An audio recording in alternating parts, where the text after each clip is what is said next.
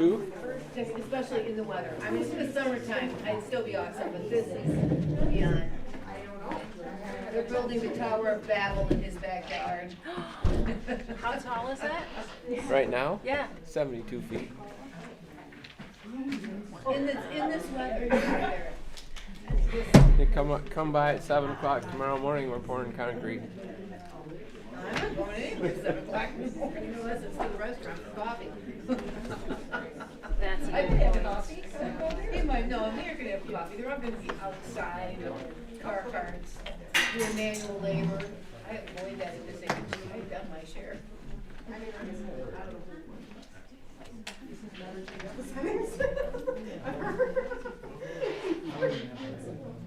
Never change the settings. Do you use that sling bag often? It's all I use. I have a summer one and a winter one, and then when I'm shopping, you're doing this. I can't stand a purse. For all of the children this year, I bought them an experience. We had I an know. experience together, and then to give them that Christmas, I bought all the girls sling. Oh, I got mine. What a great gift. So the whole time I'm wrapping them, I'm thinking, probably. Oh, this. I love mine. And my sister has one. She's a teacher. That's all she uses. Oh, hi. How are you? Good. I have this. Okay, I didn't know if you had to sign this. Okay. And then these you have to sign. And then I never got from you the what's it called? I would be surprised, but well, it's really easy to just come home after work, eat a little bit of some warm food in your tummy.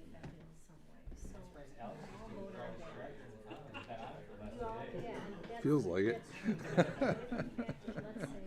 At least I keep seeing you all over Ecuador in the last 2 days. Well, yeah, I know. It ends up all over the place, helping people.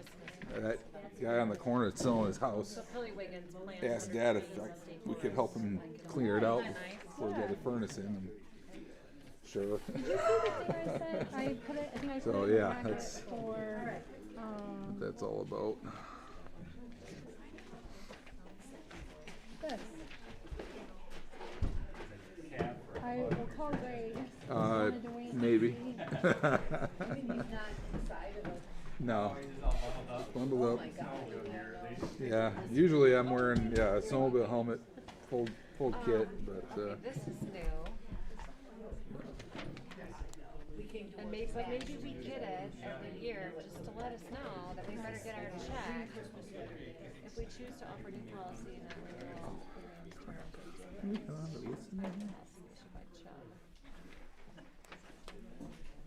That is bizarre. Baby's just telling us we must.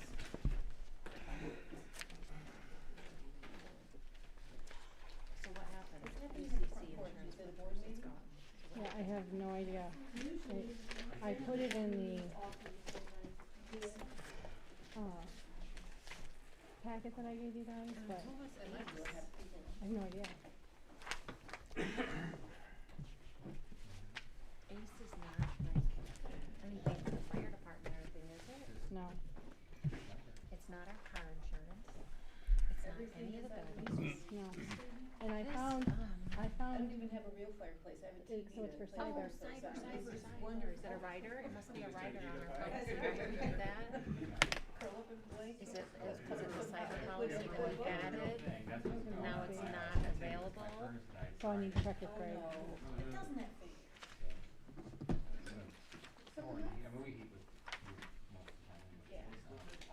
seriously, I want that clock back.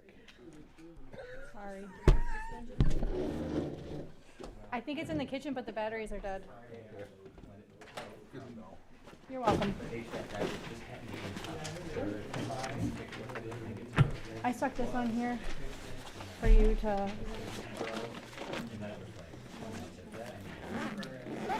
for renewal. Do you remember the clerk? We were. It's due to be renewed. So I didn't know if I'm like, do I fill it out? Yeah, Or what? yeah. Okay. Just like, yeah. And then I got this today. This is for you. That's why I put it in there. This is the. Oh, it emailed it to me. Yeah, okay, so but you'll need that yellow physical. And then, is this 50/50 fire and rescue? Is this how that's how they sent it, 3169. Yeah. For Sapphire. Yeah. Okay, so it's a split 50. Yeah. Did I not give you a copy of the letter? Oh, I don't, it might have been in my emails, but this was just like in my mailbox today. Okay. I was gonna ask you because I hadn't heard anything and I sent it out a while ago. Yeah, postmarked it out. Excuse me.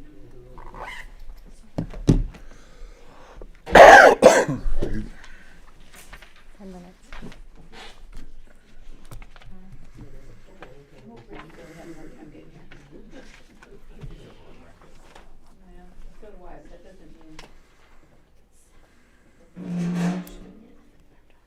Looks like there was a party at the front porch.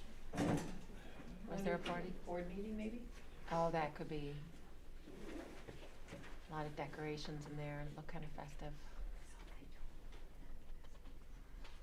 This might be their Christmas party. I don't know, is it kind of early? Yeah, I don't know.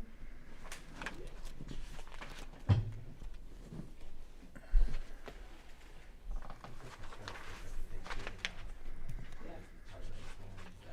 My daughter in Lansing, she puts her decorations up the day after Halloween every year for the last 5 years now. Wow, Yeah. getting her mileage on it. Is that what it is? Ah, that's what it is.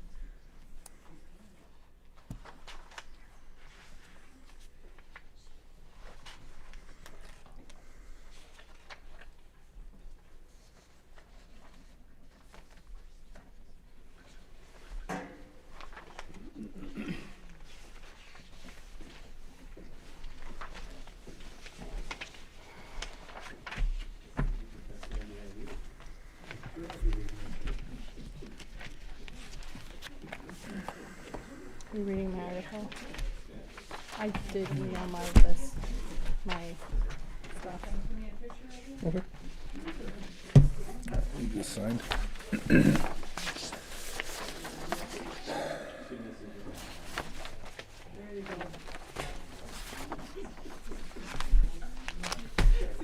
Don't take this very far because I probably need it again. Oh. Jeez. I didn't write a second one. Sorry. No problem. Just know where it is so we can get to it. Oh, and I brought the resolution. I don't. I didn't know if you had to sign that or not. I don't know really, but kind of weird that one is signed Yes. by me and this one's not. I didn't know if you wanted to see it, have a copy of it. That's a copy. The original, I've been finding. Didn't I bring a copy of it tonight? Yeah, we do it every single year. So I have tonight's somewhere. That's the 2011, yeah, because I put it in my file and the auditors need to see it every year. Yeah. So, where is that? And I got it, I thought I forwarded it. We all need to sign it. Yep, so this will be for 2026. Okay. So the three of us will just need to sign it. I just keep a kind copy for us and I'll send it to her.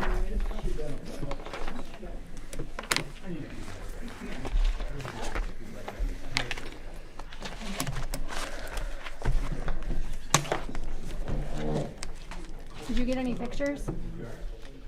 Oh, I keep trying to send it from my phone and for some reason it won't send, but I'm gonna try it on my computer. Thank you for reminding me, it's just been like crazy, It's okay. busy with Christmas concerts. December's always a busy time. December's very busy. I'll get those to you as soon as you Okay. When do our new emails, when do we start with those? Mine's working, so now I just gotta Using it? get you guys all working. So I apologize, I'm a little busy. Just a thing to think about when the website goes live, I sent out 2,000 tax bills that have to go to the mail address or bankstownship.net. Yeah. So if it doesn't forward it, My plan is to have it forward from, if you go to bankstownship.net, it'll go to our new website for a year or 2, 3, Oh, 5, it'll be whatever. 60 days, Yeah, yeah. yeah. Whatever we decide we wanna pay for. perfect. So, That's you. And then Katie, for the hall, what are we can use, I can show you on the back side of the website, we can use Square, we can use Enmeeven, we can even do Take payments. yeah, but then we still need a savings account to send it to. Okay, so I don't know if we should open a separate one, so it's nothing is attached to what we Yeah, we have. could probably do that. And who pay, like credit card fees? Who pays the credit card fees? We gotta talk about that too. It would get taken out of the, whatever we put on, it'll be 3% or whatever. You can add it on there. So- You can add it. They pay a service fee. Yeah, You can do that. Yeah, you can do that. make Yeah, it that that's way. my preference. That's the way it has to be for taxes, because I can't accept anything less than full amount, so Right, and it's the everybody same. pays a fee. Well, so we would need to do that and then decide, you know, I don't know if we could just go through the bank account. Can you do it? There should be an invoice, there should be like an invoice of, like, when you go to your taxes, you have to click on something to actually pay it. You can't just like send money. It's- And so there should be an invoice that everything matches up to, I don't know if I'm connected. so that we don't have like $50 orphaned out there going, "Ooh, what's this?" Like, there should be an invoice created that they pay and then they get an invitation to pay that invoice, and that's part of our. I wanna show you what it, sorry, my phone is small. My iPad doesn't have internet on it, or I'm not hooked up to the internet. So if you go, Like the hall rental. so. And I wanna note that. Okay. And then here, I would click on I want it that day, and I don't need any of that, you're just gonna have yes. Just gonna have your debt now, Okay. cause I don't have. Good job, Alex. You got your lots bought too. A what? Your lots are bought. Yes, I did. I've You been didn't telling need you. 9 though. I didn't quite need 9, nope. Okay. So then Yep, you would do yeah. this. Been telling Donna I needed to buy them for 2 years. So- Finally, I guess we're gonna change it Now, up here what too. if they aren't tech savvy and Jan has to do it all for them? How does that work? They can either still pay through Jan like They they can always do a have. check, okay. Right, they can still do that, but they can always Okay, pay if they want to, perfect. but then for the people who, hey, I know what I want. Mm-hmm. So yeah, I have to get dates from Jan to make sure this is always updated, so there's no, double bookings. I don't want that in my- So then I just need to figure that part out with you. What are we going to use to,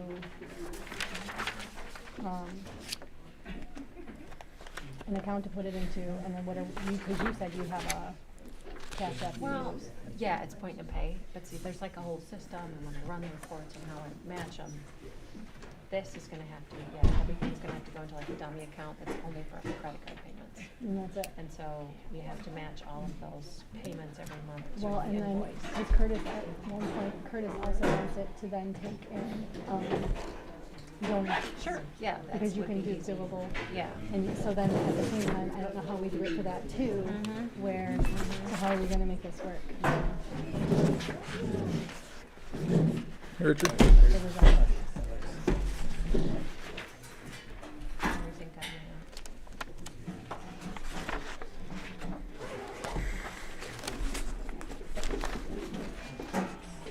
And that would pretty much be at zoning and home. Because people go to you for everything else. Yep. And even still doing that, I would still direct them to you for taxes. Yeah, because we wouldn't be, the village wouldn't be paying invoices that way. No, it's just for this, Okay. just for this on the website.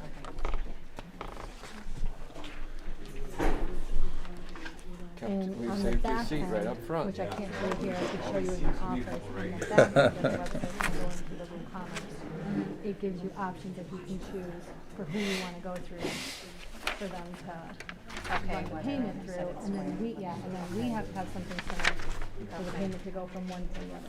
But I think having a dedicated account just for this is really smart. I don't want, cause I mean. I don't want something to pop up No. on that statement I got. or fraud, or somehow, like someone having access to it. yeah, or somehow that account is now a website and, yeah, nope, don't want that either. So we would have to set, and I, again, I don't know how to Call some other treasurers. because we can't be the only people that are gonna do this. We are. So, how does it work? What do we have to do? How do we keep track of it? So I have the pitfalls. Right. That is the one thing that I have not finished on the website. Okay. The video and the photography. So, if you could help me on that part. I think would be great.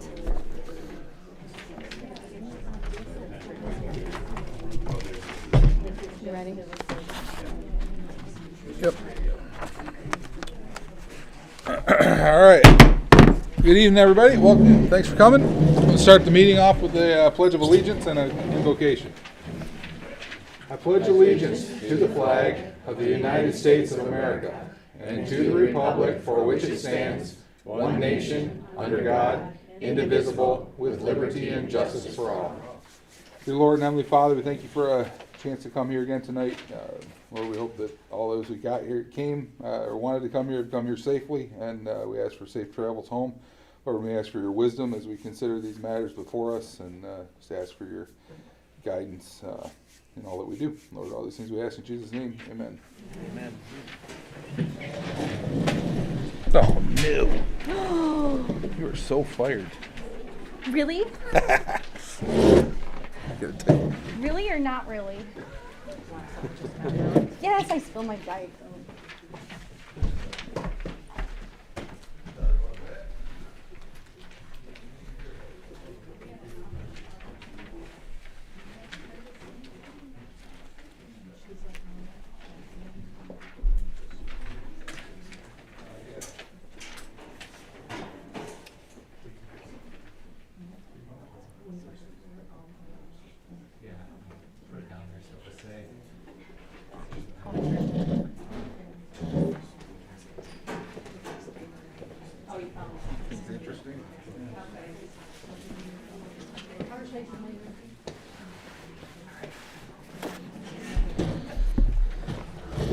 Give Richard an opportunity to Read stuff. Oh. I didn't even know what the problem was over there. How was the roads coming in? Everyone's like, oh, it's fine. Yes, sir. Oh, The road is almost. yeah, I got my good really week quick. tires. It's very. I gotta just buck up and just go more. So this is why we can't be upstairs, right? Yeah, this is it. Julie's killed. Well, it was too big to have on the table. The first half of the day I was pretty snowy. Here, give me that garbage and you guys can get going. Thanks, Kate. Go. Good enough for tonight. For the moment. In case I do it again. Okay. I'll pull it close to you. Oh, good. You're welcome. Be my fault next time. All right. Let's try this again. Indeed. All right, we'll start out with the approval of the agenda. I do have one amendment. I was talking to Mark today and forgot that we need to appoint the fire chief and officers. So I would like to add that to the new business section. I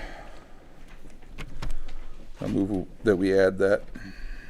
Support. Julie supports. Any discussion? All in favor say aye. All right, and then I'll make a motion to approve the agenda then as amended. Support. Mars, whatever, one of you two. Marv. All right, any discussion? All in favor say aye. Aye, opposed the same. All right, we've got a plan. All right, I'm gonna open it up to a public comment. 3 minutes apiece, please. If you feel so inclined to let us know where you're from, that'd be great. Yes, ma'am. Resident of Bank Township.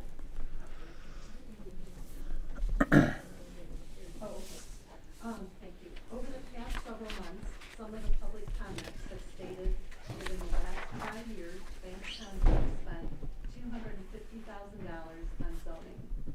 This piqued my interest.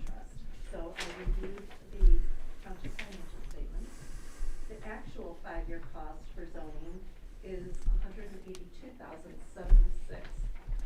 not $250,000. This averages out to around, excuse me, $36,000 a year. In comparison, the township spent $183,322 the past 5 years on cemeteries. That's more than on zoning. Annually, American Cell Tower pays Banks Township around $110,000, which goes directly into the general fund. This revenue stream is about a quarter of the general fund and contributes to the cemetery's zoning, cleanup day, emergency rescue, fireworks, the pig roast, the summer recreation program, and more. If we take zoning off the books, and towers are allowed anywhere, anytime, the township will lose this revenue, which means any or all of these community services will be at risk. Even if zoning were eliminated, but ordinances such as the blight ordinance remain, there would still be an annual cost associated with zoning. There would be costs associated with enforcement of the ordinances, including an enforcement officer or administrator, legal fees, and planning costs. Any money saved by the total repeal of the zoning ordinance would not automatically be transferred to a road project, as has been suggested. Zoning comes out of the general fund. Roads are paid for with road millage taxes, which brings me to the next subject. How is it that the road millage for 2025 was used almost exclusively for roads that benefit Mr. Roofing? For several years, there have been complaints regarding the condition of other roads such as Essex and Lakeshore Drive. Almost all of this year's money went to improve 6 Mile Lake Road, where Mr. Roofing's proposed gravel pit is, and Toad Lake Road, where Mr. Roofing farms. That seems a bit too coincidental, and I hope our township attorney revisits their opinion regarding conflict of interest. Thank you, Nancy. Next. Okay. Hey, I'm Don King from Banks Township. Greetings, board. Tonight I'm going to ask you all to do the right thing. Save zoning. The past meetings, since you voted to repeal zoning, have shown the importance of zoning to the greater community, Banks Township, as well as the surrounding communities. All of them are stakeholders. The largest voice has been in support of the zoning ordinance. The role of community leaders is to manage the development of our region. As managers, you have a duty to listen and affect the changes that your community desires. All of the subsequent meetings have demonstrated loudly that that desire is for responsible, meaningful, and equitable zoning. At your September meeting, prior to your 3-2 vote, one of you begged the others on this board to work together, to work on the zoning ordinance to make it better. You were willing to do the board job, and suddenly, mysteriously sided with the repeal. If that vote were reversed, then the board would be mandated to do the job they were elected to do, to administer, not cancel 50 years of evolution. The argument about the legality of the ordinance has been made and refuted. There is no need for us to vote on it. We voted for you. You are elected to represent us. That was our vote. Clearly, most of the constituents' voices heard lately are in favor of zoning, and your voice is needed now. Many, many dollars can be saved by both sides by ending this argument now. Special elections and referendums are unnecessary and expensive. While board members change, their legacy remains behind. On the subject of legacy, a mining permit that endures for 180 years seems completely insane to me. But that's what's at stake. I'd need much more than my 3 minutes to cover the negatives of open pit mining. But now is the time to put this to bed and vote to overturn the previous decision. Please do not repeal zoning. And on a side note, I looked at the last 2019 master plan and compared it with the new proposed master plan on page 59. The goals and objectives going forward are to retain and enhance the township's quiet, scenic, and rural character for future generations, to protect sensitive natural resources, to protect water quality. All these subjects are medium to high priority, with the responsible parties being the Planning Commission, among others, as the township boards.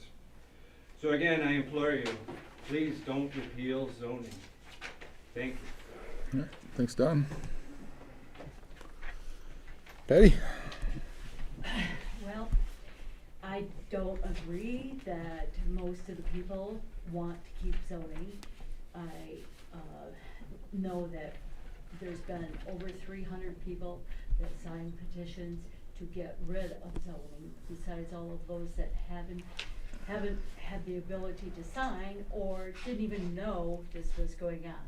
And I am disgusted by them bringing in all these people from other townships. Do you think we need to be told by the other townships what we should be doing and how we should be making decisions? I don't think so at all. I don't think we should get on the Alliance for Torch Lake and start begging those people to come up here and crowd our business room here, and there's people from Banks Township that want to get in that weren't able to get in on that big planning committee public forum. They couldn't get in because the other team crowded with people that don't even live in Banks Township. I think that's ridiculous. I think that I didn't write you a letter today, sorry, but we want to vote. I think we have a right to vote. We want to vote. We don't want a special committee trying to fix what's wrong, that's been wrong for years and nobody tried to fix it. We want to vote. If the other team thinks that they're right and that so many people are for zoning, why are they afraid to let us vote? Why are they afraid of that? If they think they're so right and everybody wants zoning, why are they afraid to let us vote? Okay. Thanks, Patty.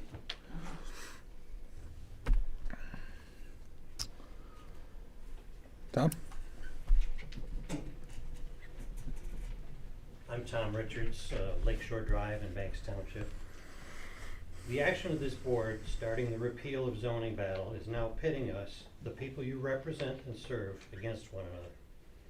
It's now becoming clear to the public just how self-serving this effort is for those who voted to start us down this path. It's in your hands now whether this adversarial battle continues with all the ugly fallout that's going to result, or whether you will do the admirable thing and do the work of the people, making sure that planning provides protections so that one property owner's project doesn't negatively impact their neighbors, and it doesn't threaten the quality of life and the natural resources that public bodies are responsible to protect. If this effort is successful, Banks Township will not be respected as a leader. It'll be the laughingstock for anyone who will hear the story. There'll be no question who started this and why they did it. They'll know what leaders we elected are only pursuing their own personal interests, a misuse of public office, and they'll know which trustees need to be removed from office. Instead of continuing this tribal warfare that will only lead to mistrust and embarrassment, we're counting on you to draw this ugly mess to a close and do it before your names and Banks Township become famous for all the wrong reasons. Thanks, Tom. Anybody else? Yes, sir. Daniels, Trail Road, Banks Township. I just like to say I'm in favor of zoning, and I think it's a very good tool for the future growth of this township. And if we do away with it, who knows what's going to happen. Okay. Yeah, Dave Daniels. And another thing, everybody's talking about a vote. A vote really doesn't doesn't reach out to all the stakeholders. Because there's a lot of property owners in this township who don't necessarily live in this township, but they pay a lot of taxes in this township. And they have as much at stake, or a lot at stake, as the people who live in the township. My opinion. Thanks, Dave. Anybody else? Steve? Steve here from Banks Township. I'll second what Dave was saying there.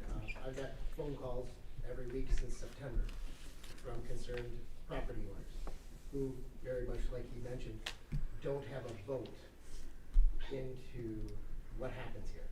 But they have great concern about their property values, great concern about what may go next door to them, or what their future plans for their home or property might be adjusted based on what could go next door to them. They bought these properties knowing there was zoning, and they plan on continuing owning those properties with zoning here. That is a great concern. When you start messing with people's property values, they'll be looking at this board. It goes where to diminish. That's all I have to say. Thanks, Steve. Yes, sir. Good evening, my name is John Gardner. I'm one of those property owners, property on Timber Lane Drive. I drove up from the Detroit area. My background is I'm a registered architect and landscape architect in the state of Michigan. My family is from the Traverse City area. My grandfather came to Traverse City or my great-grandfather, I'm sorry, came to Traverse City after the Civil War. Opened up a grocery store on the corner of 8th and Union Street in Traverse City. My grandfather grew up above the store. My father was born in Traverse City. They lived in 11th Street. My grandmother was from Maple City. After World War II, both my father and grandfather served in World War II. Following World War II, when my grandfather retired, he returned to the Traverse City area. He and my father were both architects and designed together in Acme Township a home for my grandparents. The home was in our family from 1950 until 10 years ago, when I used to visit my grandparents in the early 1960s. The corner of M72 and 31 was a gas station, the township hall, a schoolhouse, a Quonset hut that served as a bait shop. Over the years, all of us have probably seen the growth in Acme Township, and although there is zoning in Acme Township, over the years it's been loosely enforced, catered to special interests, and the result is strip shopping centers, Myers, agricultural land has been zoned agricultural, but has been, due to variances, the commercial growth has been allowed to continue. Finally, our family had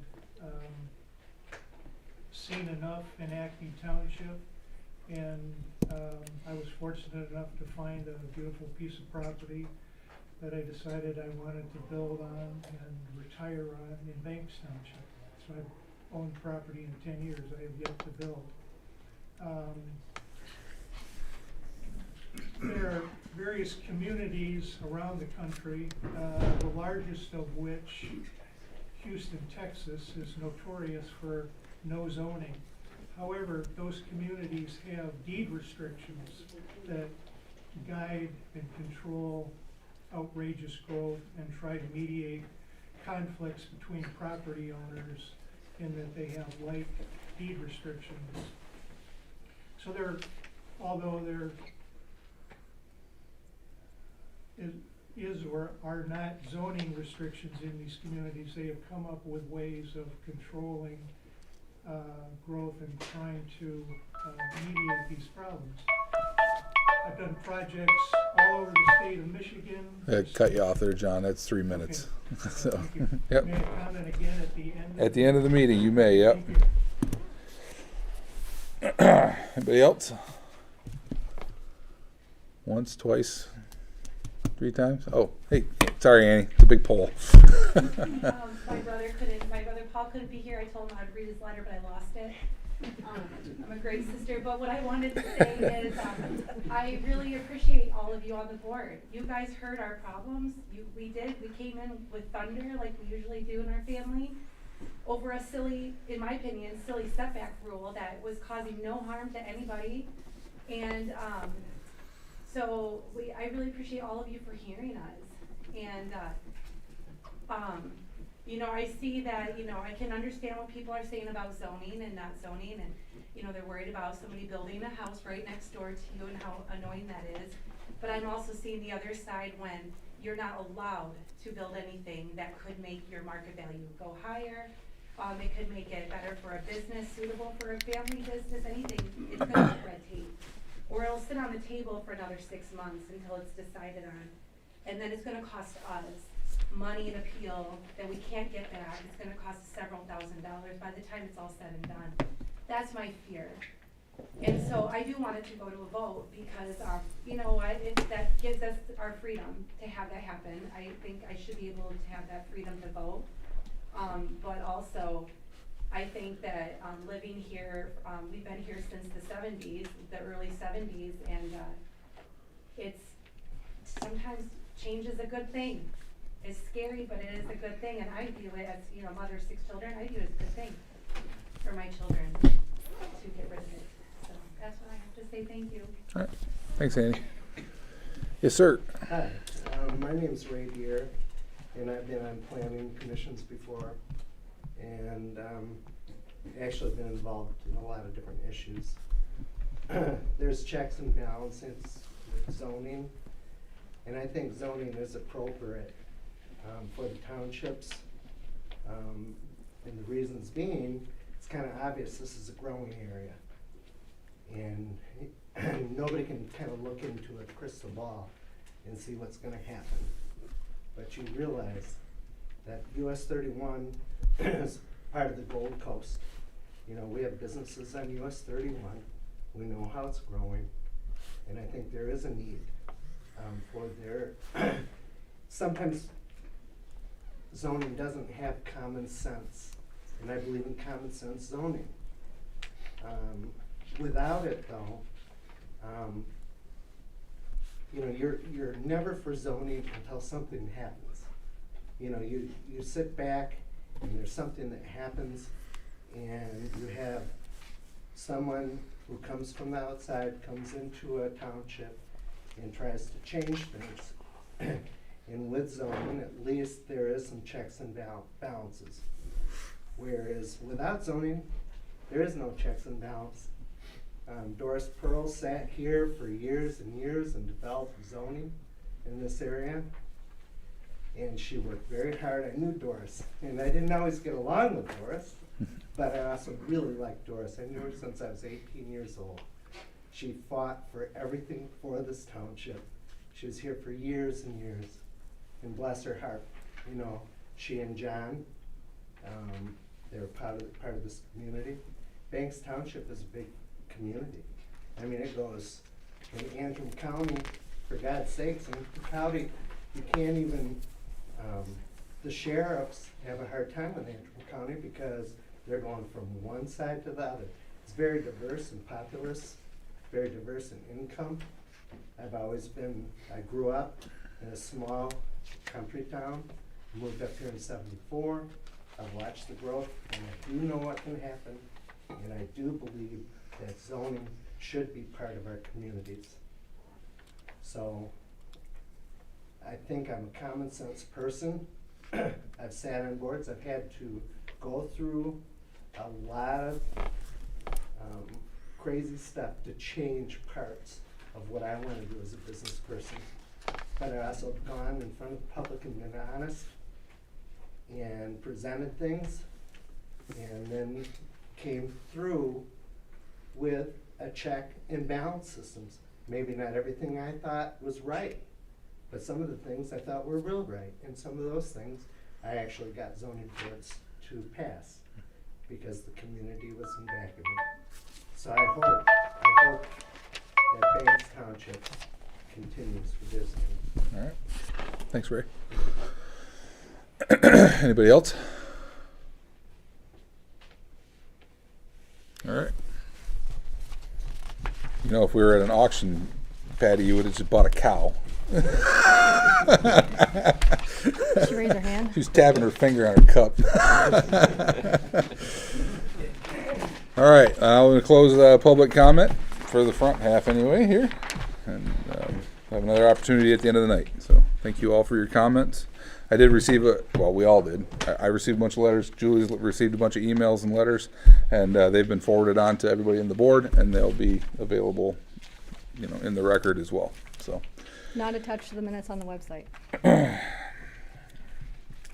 be clear, I was told not to do that by the attorney, but they are in a file in the office, so if anyone wants it, it is public record. I'm going to ask Catherine for her opinion here, because I've gotten both sides from two different Here, attorneys. This so. is what What the question is, what? Should we have the public comment letters that we've received be a part of the minutes on the website? Generally not. Okay. I mean, they're accepted as part of the record, she'll have her file for the meeting with the minutes, they would be in, the minutes with the meeting when you approve them. But generally, we don't attach them all. Is that what Michael said? Yeah, he said not to. So Michael works for me, so I'm hoping he's answering what I would like him to answer. This is a full process. So normally I would not attach. Now, if in fact there was litigation or something like that, and we had a component of it, okay, that was going into court, then all of those would be part of the record. They would all go into court as part of the record, but we generally don't necessarily attach them to the minutes on the website. If that's Tis. Thank you. So then where do we put them? Just so Well, everybody knows. So the clerk will have received them. They'll be with the board packet from this meeting. She'll prepare the minutes for the next meeting. You'll approve those minutes of the next meeting. And the minutes will probably say something that correspondence received from people's names. But those actual letters or emails probably will not be put onto the website for everybody to see, because I think that was the question. Mm-hmm. Now, of course, you can do that if you want to. It's just kind of cumbersome. But if you chose to do it, you could. We just generally don't. Okay. Sounds good. All right, thank you. All right, so on to the minutes. I have a comment. Oh, go ahead. For both Oh, I'm of them. sorry. You wanted to have a comment after this. Go ahead. Okay. I wrote it down so I could stay focused. My best friend was married for 15 years. He had two sons and a beautiful home, and from the outside, everything looked ideal. Then one day, he announced that he was unhappy and planned to file for divorce. To everyone else, it seemed to come out of nowhere. For years, he went along with whatever his wife wanted. He didn't question decisions, he trusted her, and he assumed everything was fine. Eventually, he realized he no longer liked the direction their life was heading. He couldn't understand why she was upset by his feelings, and she couldn't understand why he suddenly wanted change. Because they had rarely disagreed during their marriage, they never learned how to communicate, listen, or find common ground. When conflict finally appeared, they had no tools to work through it. After a painful divorce, they went their separate ways. Our township feels very similar. One group of residents didn't attend meetings or ask questions because they trusted that their elected officials were working in everyone's best interest. Over time, however, things changed, and people began to feel unheard. Eventually, they reached a breaking point and demanded change. The other side responded with confusion. You never complained before. Why is this suddenly a problem? Everything was fine. And now here we are, stuck in what feels like a community-wide divorce. The saddest part is that neither side seems able to truly talk to each other. People are unwilling to see both perspectives. If someone speaks against zoning, they may be mocked, dismissed, or treated unkindly. On the other hand, some who want zoning removed refuse to consider compromise or acknowledge any reason for keeping and improving it. This needs to stop. We are not a community of hate. I am trying to listen to both sides, the people who live in our township, residents, property owners, and village residents alike. I am asking those who want zoning removed to listen to why others value it and to clearly explain what changes they want to see, what feels too restrictive, what prevents them from using their land. We cannot fix or improve anything if we do not understand the problem. I'm also asking those who want to keep zoning to take a moment to understand how the other side feels. The backyards being discussed belongs to them. Many of these families have lived in Banks Township for generations. If they feel restricted or suffocated, shouldn't we try to understand why? Is the concern truly about community well-being, or is it about not wanting to see a camper on a neighbor's property, or heaven forbid, a gravel pit? Something our town has been built on for generations. I understand that many want to retire here and enjoy the beauty of the area, but we cannot forget about the people who are also trying to live here, raise families here, and build their future. For me, life is a gift from God. Everything I have or don't have is because of Him. I try to care for what I've been given in the way that He instructs us to. In truth, nothing here truly belongs to us. We are merely caretakers. So how will we care not only for the land, but for one another? A neighbor is not just the person next door, it's everyone in this township. Are we willing to listen to our neighbors' concerns, or are we only focused on ourselves? I'm sorry for the people who feel they've been wronged by zoning. I'm sorry for the money it has cost you. That is not something we can undo, but it is something that we can prevent from happening again. We can stop using zoning as a weapon against our neighbors. When I receive a phone call about a complaint, my first question is always, have you talked to your neighbor? 99% of the time, the answer is no. Instead, the request is to make a rule that stops someone from doing what they are doing so the other person can sit on their deck and enjoy the birds. The master plan makes it clear that our community is divided. Some want the township to remain quiet, rural, and unchanged. Others want room for growth, more housing, and more land use options. I hope that everyone who is here and deeply invested has read both the current and proposed master plans and has submitted feedback. Now is the time to do that. One thing that stood out to me is that the master plan shows residents want both motorized and non-motorized trails, yet our zoning barely supports them. In some places, it reads as though we do not want any activity that creates noise. Over half the residents want more housing, while also wanting to preserve farms and open spaces. However, many of those farms are no longer active. Agriculture is declining. If we truly want to preserve open land, what options can we offer landowners so they don't lose their property or their heritage? At some point, our community must decide what it truly wants, to grow and thrive or to slowly fade into a retirement town. Thank you.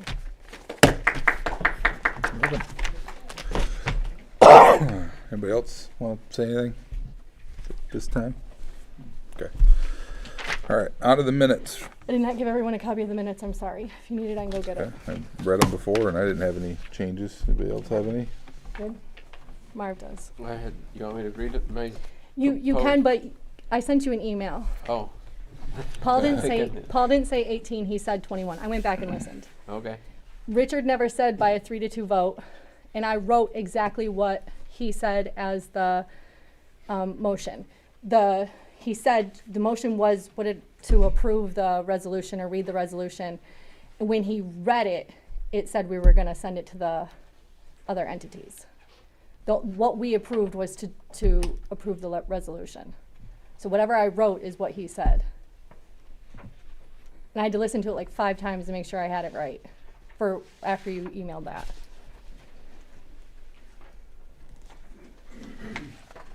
All right. So unless you found another one. So then my question would be, are the minutes to be an exact representation of what is said, or are the minutes to be a representation of reality? What are you talking on? For instance, the Planning Commission recommended not to repeal zoning. They recommended it 3-2 not to repeal zoning. Well, So does it matter? I Richard, think it does, to keep for the record. Well, that's in the minutes of the Planning Commission. right, I was Would reporting be on my what Richard statement said. to that. All right. And then the one on 24, motion by Alex to read the resolution aloud for the master plan. They actually probably say approve the resolution that was read aloud, maybe. Would that? Yeah, I don't think you made a motion to read the resolution He did. aloud. it might have been approve and read, but he did. It is So is that what we want in the minutes? Is 2 it hours just- and 7 seconds into the meeting. The motion was to approve, so if I wrote read, the motion was Yeah. to approve the resolution. Yeah, we And should then probably he read change it. the word read to To approve. approve, and then allowed, The, or leave yeah, it allowed probably, out there? it should say, approve the resolution read aloud for the master plan. Okay. Would that would- make sense? Yeah. Okay. Say that again. So change read the resolution aloud to say approve the resolution read aloud.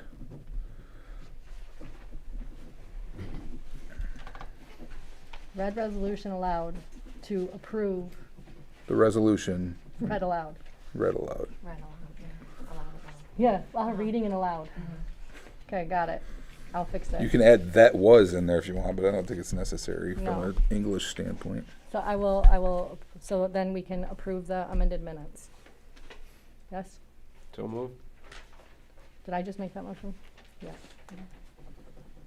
Mark Mark supported. supports.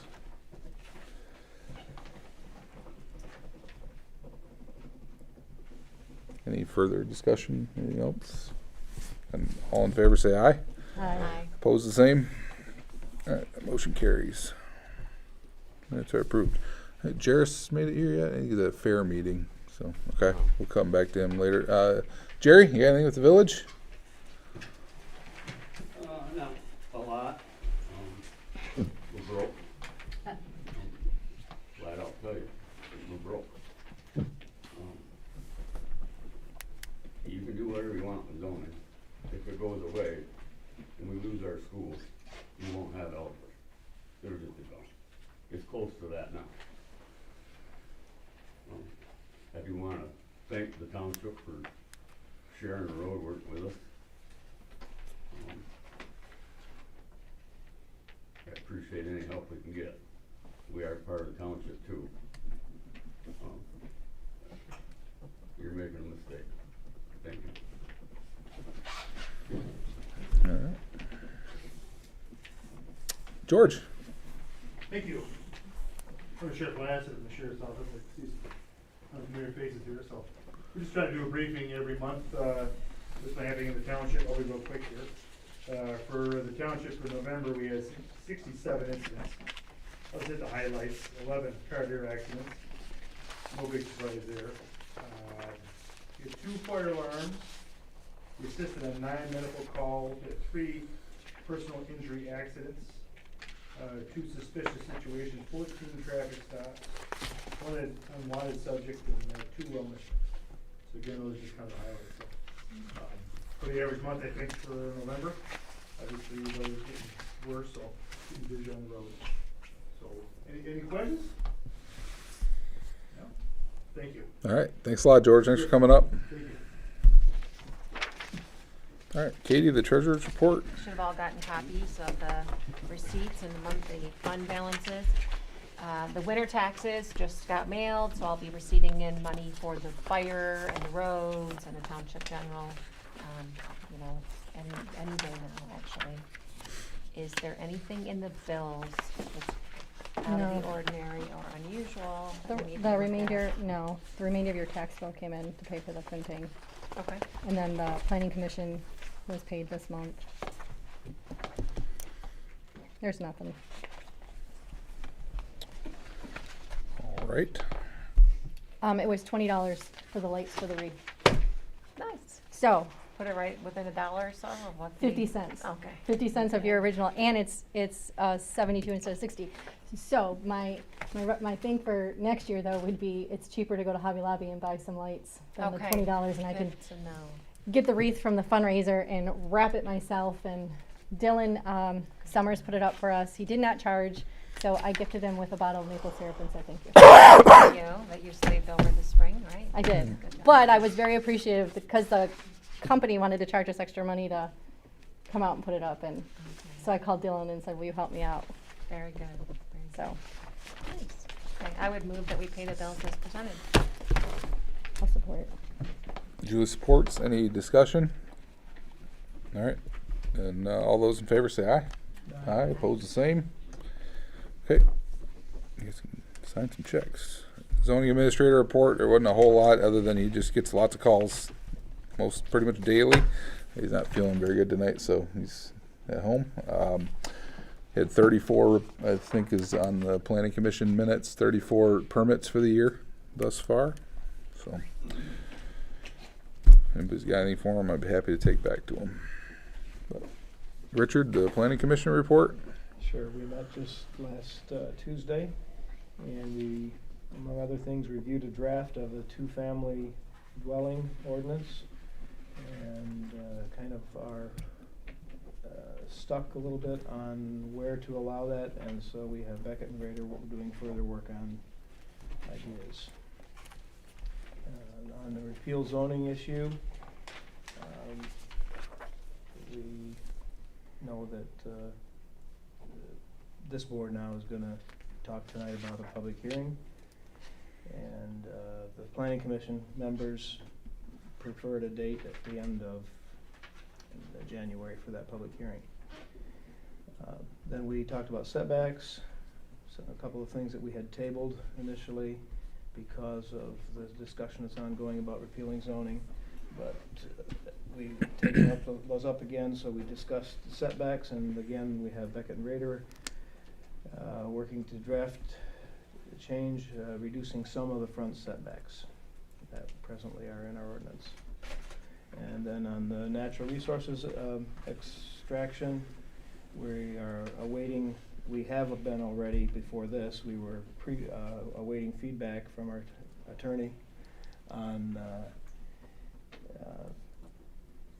the whole issue. So our chair was going to contact the attorney and want to follow up on that. Okay. Please talk to me before I leave, because I don't remember that. Okay. Well, that's handy because our chair is here, She's so back she can do that. Perfect, okay, thank you. That's it. All right, thanks, Richard. The fire department report, in here I guess is where I'll put in, I talked to Mark quite a bit today. He's talked with this kind of goes with the ambulance authority, but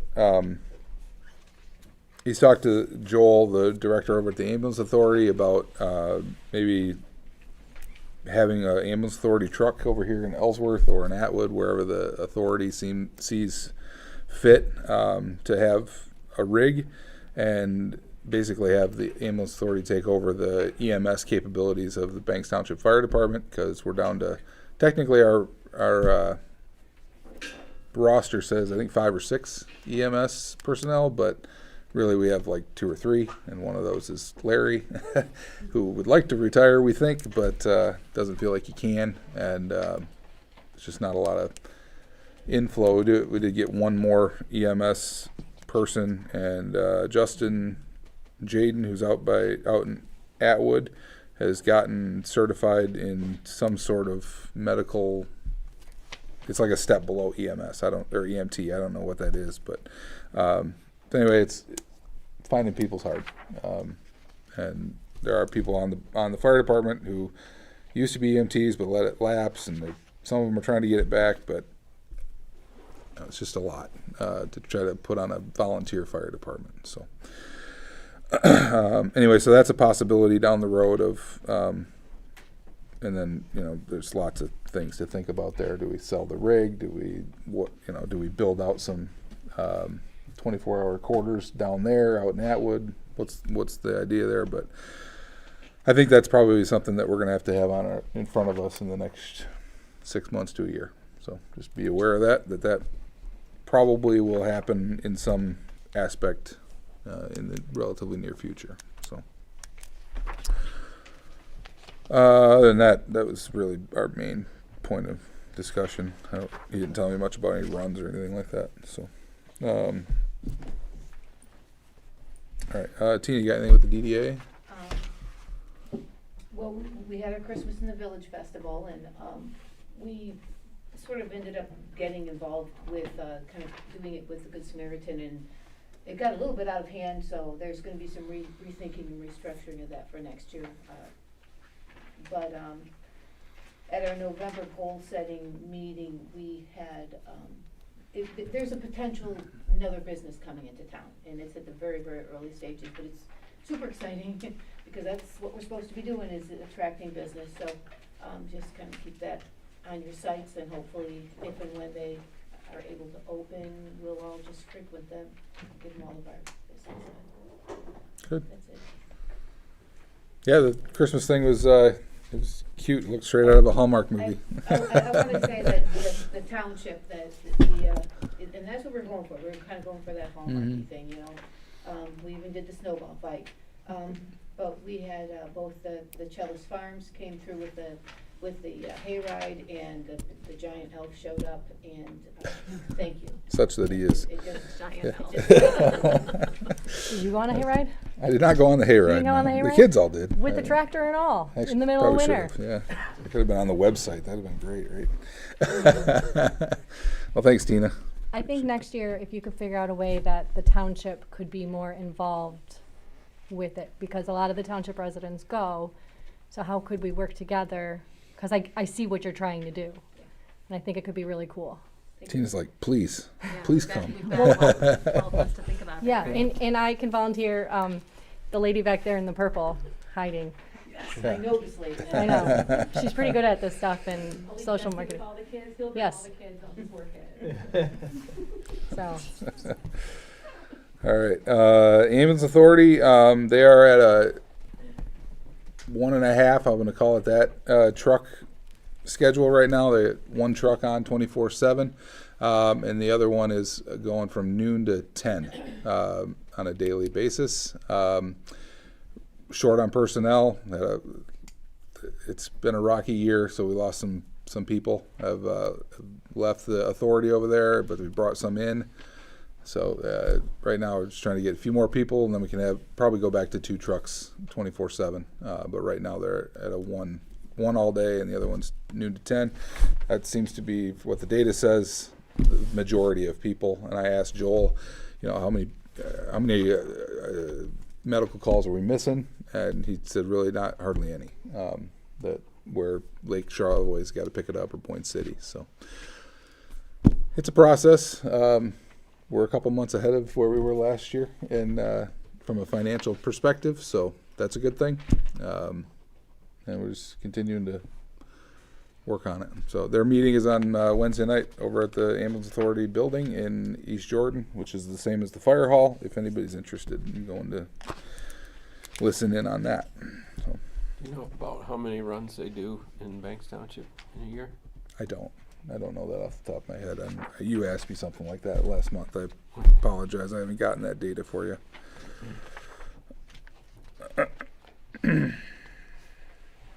Yeah, Does used to get- we fund them to the tune of about 150,000? Yeah, More 150,000 than that. It's a year. 1.75. Probably put you a little over 200. Yeah. So yeah, you're right. It's a lot. Yeah, we used to get a summary from John of all the runs and everything for the year. From Jay? No, you I mean? mean Oh. our. Oh, our from John fund, Hastings. yeah. Oh yeah. Yeah. Can ask about that too. Yeah, Um, but it'd be nice to see it from both of them. yeah, I would. Yeah. there was another Did you zoning- I was ZBA gonna meeting. say- Follow repeat up 'em all with right. Torch Lake at all from last month? I did No. talk to Mike down there, and I'm working to get Just in case he him takes and off. Joel together And then so we I can talk highly together recommend for about it. Patty's So. here. If there's any type of collaboration or whatever we can do.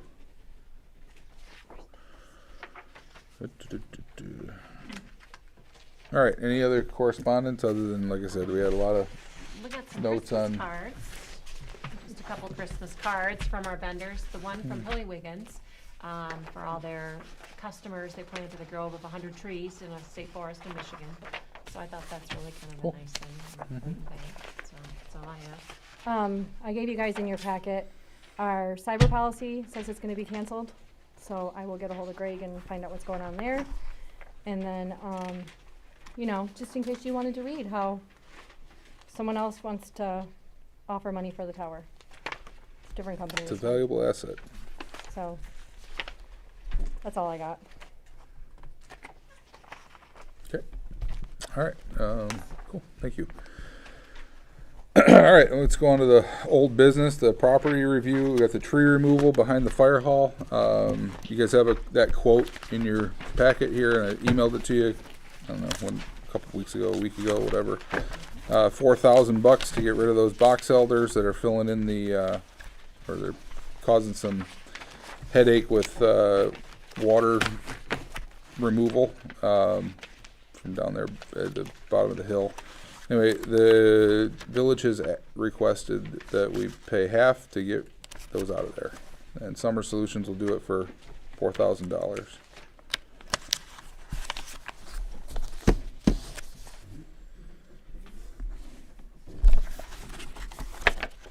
So I'll make a motion that we do that.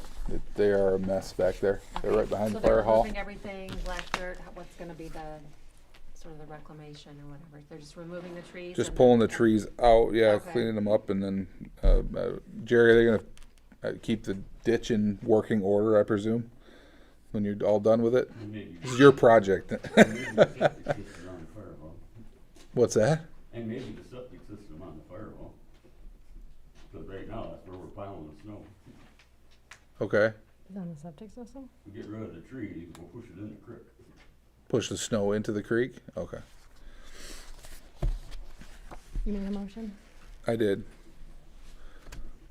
Well, make sure Dylan knows where it is before he runs that front end loader over top of the drainage field. What's that? Said make sure Dylan knows where the drainage field is before he runs his front end loader in there. I've been over it all day. It hadn't crushed it yet? Been doing it for years. Okay. What motion did you make? To approve 50% of the $4,000 quote from Summer Solutions.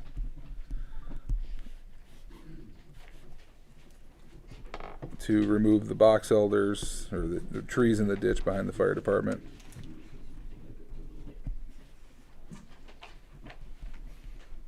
I'll support it.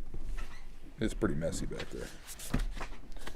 That was Marv. All right, Marv supports. Okay. Any discussion? No. Okay, then all in favor say aye. Aye. Aye. Opposed the same. All right, motion carries on that one. Katie, you got anything back from those engineers? No, and I'm just gonna start with somebody new in the spring. If I don't hear back from that one, I'll be. Okay. Yeah. Sounds good. Dave, were you looking for some parts for the door, or was Julie doing that? Yeah, I'm looking still for Okay. doors. All right. Nothing so far. Do you want me to reach out? Was that glass by the bay or doors by the bay? What was that? It was, out of By the bay, the glass. that came back and Yeah. did it. Do you want me to reach out to him and ask him? If you want, I can, I was hoping I had an answer today, but Chris, my salesman, is gone for 2 weeks to the UK, so. The lock you have on it right now is working, so, It is functional. okay. All right. The website, Julie's been working really hard on that. Give her tons of credit. She's really carried the water on that entirely. And So I've never designed a website before. It is who knew? BanksTownshipMI.gov. So now we're gonna try, Alex, not we, Alex is gonna try and do it where it reroutes. So if you go to BanksTownship.net, it should reroute you to BanksTownshipMI.gov. Now keep in mind, there are some minutes that have not been uploaded yet. I'm getting there.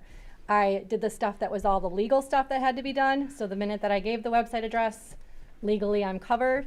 I am only going to now update the BanksTownshipMI.gov. I'm not going to update the old one.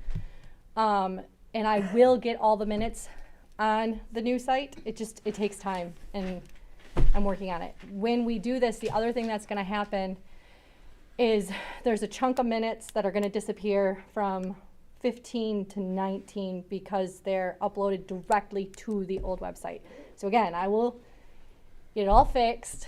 It just takes time. So I tried to make it easy to navigate and find. It's definitely different when you click on tabs and you look for stuff. I made separate boards. So you got the Board of Trustees, the Planning Commission, ZBA, board review. I put a little note on each board that says what the responsibilities are for the township. The board members are attached to each board. And then the minutes for the planning commission and the board are still on its own minutes page. I've thought about moving like tax info by you because people are very confused and ask me tax info. So I didn't know how to make it that people understand. Please call the treasurer for tax info. So I even put on the board description like what our roles are so people understand. The treasurer does the tax stuff. Please call her. And then I thought for the assessor too of somehow attaching Rob's stuff to him, but I haven't gotten that far. So, and again, pictures. There are a lot of pictures that still need to be updated, especially for the fire department. I'm very lacking in those pictures. But we are going to constantly, like, think of the homepage even more like a blog style where for the winter, it's winter. So I put winter pictures above all of our announcements. So we can constantly go in and change things up. So if a resident wants their pictures on there, we can do a little shout out that thanks for sending your stuff in and here's this. So check it out. It's a lot of work. It was. You spent a ton of time on that with Beth, and but Me, Beth, and Teresa. oh yeah, that's her job though. Yes. And then you know, even today though, where that's why I said in 2 to 7 business days, the widget, I've asked them to change the color of the phone number on the widget. I can't change that. I've also asked them to remove it from every page but the home page because I know that we are all tired of clicking the little X to make the widget go away when you go to other pages. We read it, we saw it, we get it. We're done with the widget. So I've asked, and apparently that has to put a special ticket in for someone on a different end to figure it out. I've tried. I hadn't thought about this before. Maybe we just get rid of the widget and put the QR code We can. somewhere on there. That'd probably be better. Because what I also learned today was that like for the first year, you may not have to pay for a widget, but then after that, the widget costs extra money. Well, there's an even better reason to get rid of it. We are done with Antrim City and Atwood Cemetery. The Celebrate Life right now has all the names for Atwood. I went out in the snow and took pictures of graves because I have to drop a pin for them to do upload to their map.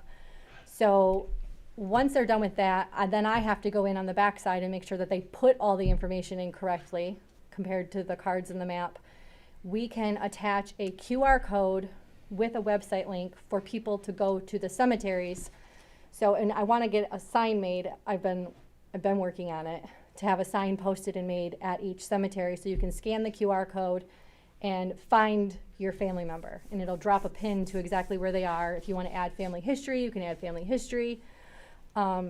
We just started doing Ellsworth Cemetery. The hard part is that I can't go until the snow melts to verify some of the graves. So Yep. That's a huge that'll also project be as on, well. yeah, huge. That'll also be on a website. So just not yet. It's coming. Yeah. So anyway, yeah, it's Banks Townships all spelled out with the letters mi.gov. And we're working on switching over our emails also to that. So you'll be able to see it's from a .gov email, or you can feel more secure in sending out communications. So, yes, sir. I don't want to interrupt, but you're speaking of emails. We don't have, Planning Commission emails? Planning Commission emails. Yeah, I thought about that too. We only bought 7, but I was wondering if we should have them. The old township one would push to my personal. My personal wasn't listed. They only allow us to do so many emails. So I get what you're saying, because I wouldn't want my personal listed either. So if you want to, Yeah, I can get a quote for the 5 on the. Actually, I can just get a quote for all of them, ZBA and everything. Might as well have it all on the .gov umbrella. Good question, Dave. you don't want to get the 50 emails that say that someone's trying to send you money. Curtis is always sending me money, and Catherine. Catherine is. That's how you know it's not me. 'cause Yes. I- Catherine and Curtis would like me to change their direct deposit numbers for their checks. Alex used to send me something that he had to talk to me about. Oh yeah, Yes. right, So right I was now. wanting to know if I was busy. Yeah. All right. Okay, so then we'll go on to the repeal of the zoning. So we did receive a letter from a resident via certified letter, which is the requirement under the zoning ordinance that triggers us to have a public hearing. I think that's a good idea anyway, but this gets us there as a statute rather than needing to vote on it. So now we just need to schedule a public hearing. The planning commission came up with the 27th and 28th, right, Patty, as possibilities. And 14th? I don't know, Patty said the, End of the month. yeah, the 14th was also an option, I guess. It's the But board's public hearing, it's not the planning commission. no, but we have to request them to come. The ordinance, well, that's what the ordinance says. We shall request the planning commission to attend. Oh, okay, that's not the state law. Okay. That's extra. All right. Okay, all right. Yeah, but that's what it says, so. Okay. What days are you talking about? The 27th through the 28th Oh, June. of January. The 14th, I guess, I don't know how, I can't do the 27th. yeah, I okay. can't do the 28th. I could, I'll try to get someone to cover the 28th for me. Why- If you want me here. The only thing about Nicole is, she's gonna have a baby right Yeah, around she's that like a time. week due, So or a week from it would being have due to be then, me. so, yeah. So So the 27th, 28th don't work for you, I can't do Catherine? the 27th. I can try to get someone to cover for me on the 28th to go to Charlevoix. Okay. I'll try. How about the 26th? It's a Monday. I don't know. I have a There's two, what's that? I have a conflict, but, Okay. Well, you gotta yeah. be- And why January? Why can't we push it out a little bit? We can, I mean, it's just, yeah, I'm gone 2 weeks in January, and I'm gone 3 weeks in February, so thread that needle. Yeah. We can do When are you February. available in February? Yeah, when you available. Third week, I think. Because I know we've talked about like the cutoff for approved ballot language, so if zoning is repealed, people have to do the petitioning, get the signatures in 30 days. And the cutoff date for approved ballot language is May 12th for an August election, and August 11th for November election. So if you count back, 2 months from that, we could even go into March. Is And- that second week, the 13th, 14th in January, is that any good for you, Alex? That's fine with me, I'm here, yep. Good for me. I think Patty's our. I got 3 of you guys here, so. Yeah, we I can- have Travis's schedule. Okay. And the statute or the ordinance says we shall request you guys to show up. It doesn't necessarily mean you have to be there. The language is shall request the planning commission to attend. Can we do it the So- 14th? That sounded like the other date that the planning commission was The okay 14th? with was the 14th. How does that work for you, I can Catherine? do January 14th.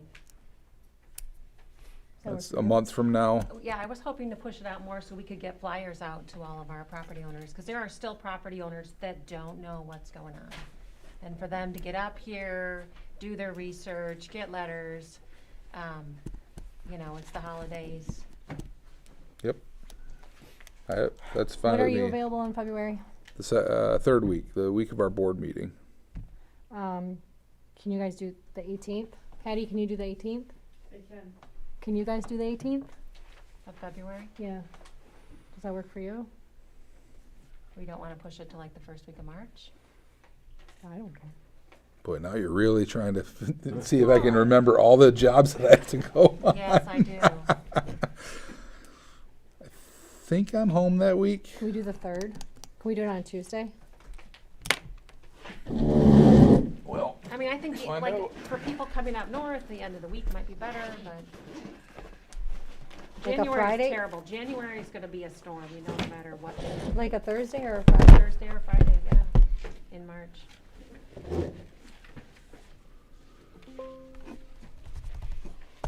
And again, the cutoff for ballot language would be May 12th, so if you go back 8 weeks for from that. August?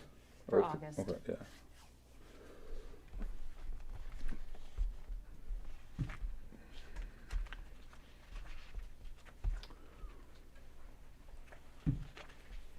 From my perspective, what's the matter with January 14th? So that way, if we're gonna send out, do you want, the township to send out letters? Yes, the township So, would send out letters, yeah. That way it's enough time to get it to people. If we won't have enough time, if you have it the 14th, even if I got them mailed out this week, chances are, with our mail system, maybe they'll get it, maybe they won't, especially for the people who don't live here. So I get pushing it. So you want to do a township-wide mailing on this, because you do not. We haven't gotten to that part yet, but Okay. we probably should talk about that first, I guess, and Okay. then see if that makes a difference. Do you know how much it costs to Yep, do the I got a postcard? quote, and it's 5 to 6 days lead time just to print them. So that's a week. Okay. And then you gotta give it 5 to 6 days to get to people. So that's 2 weeks. If this went to print tomorrow, and it's not gonna be ready. And this is what it cost.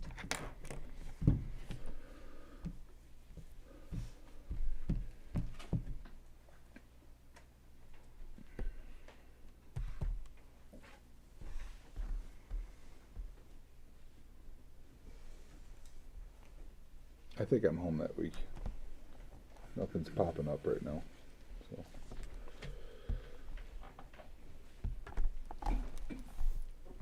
So the 5th or the 6th? What works for you guys? Patty? Now, what month are you talking 5th about? or the 6th of March? Okay, Dave? Richard, Marv? Yeah, I'm not excited about pushing it off that far. I don't see. We should, maybe we need to talk about whether we can do this township-wide mailing. Yeah, so let's talk about that real quick. So I'm gonna guess that Katie, you wanna make a motion to do that? I Okay. do. So I'll support it, so we can talk Okay. about it. I wanna make a motion to send a brightly colored postcard to every property owner in Banks Township. This whole repeal of zoning took place in September. People were sending their kids back to school, they were packing up the cottage. There are still people that don't know what's going on, and they have questions, they have concerns, it's the holidays. I would like all the property owners who are going to be impacted to at least have the courtesy of a notice by the township before we take that final vote. And so the quote from KCI, who does the tax bills, who does assessment change notices, who does the newsletter, it's $1,400 to send 2,000 postcards. That total, that Yeah, includes the that's total. postage? $840 for postage and then $640 for the printing. So then anybody that has more than one parcel would get more than one No. postcard? No, because we're sending it and we have to send it in Excel, so we can, We Excel can fix spreadsheet, it. we can get rid of duplicates. Yes. Any idea how many duplicates that would be? It's probably gonna bring us down to maybe 1,800. It's $643 to print them, $840 for the postage. And what I learned from a postal worker is that it is cheaper to do it this way versus buying the stamps and doing it yourself, because the more you send, the cheaper it gets. And what would be on the postcard? The time and date and address of the public hearing and where they can send their comments, when it is, and what is the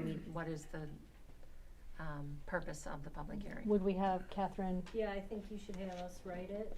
That is what's required under the Michigan Zoning Enabling Act, so it's not common that you have to have a public hearing at the township board, but a interested property owner did submit a request, a certified letter to the clerk, which is provided for in the statute. All you have to provide under the statute is a notice to that person. But if you wanna go farther, it's the same, information that has to be on any public hearing notice, if it was for the planning commission, whatever, date, time, place, and what will be considered, where to submit your written comments, that type of thing. So we could draft it for you, or you could draft it, we would look at it. So we wanna make sure that what's going on that postcard is what's required under the statute, okay?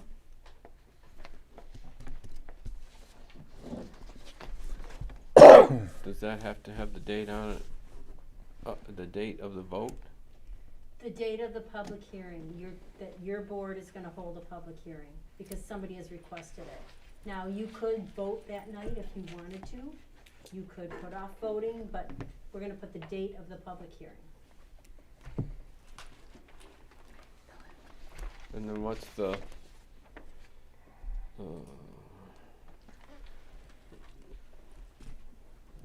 just got this mixed up. The other means of identification to be used, such as tax parcel ID numbers.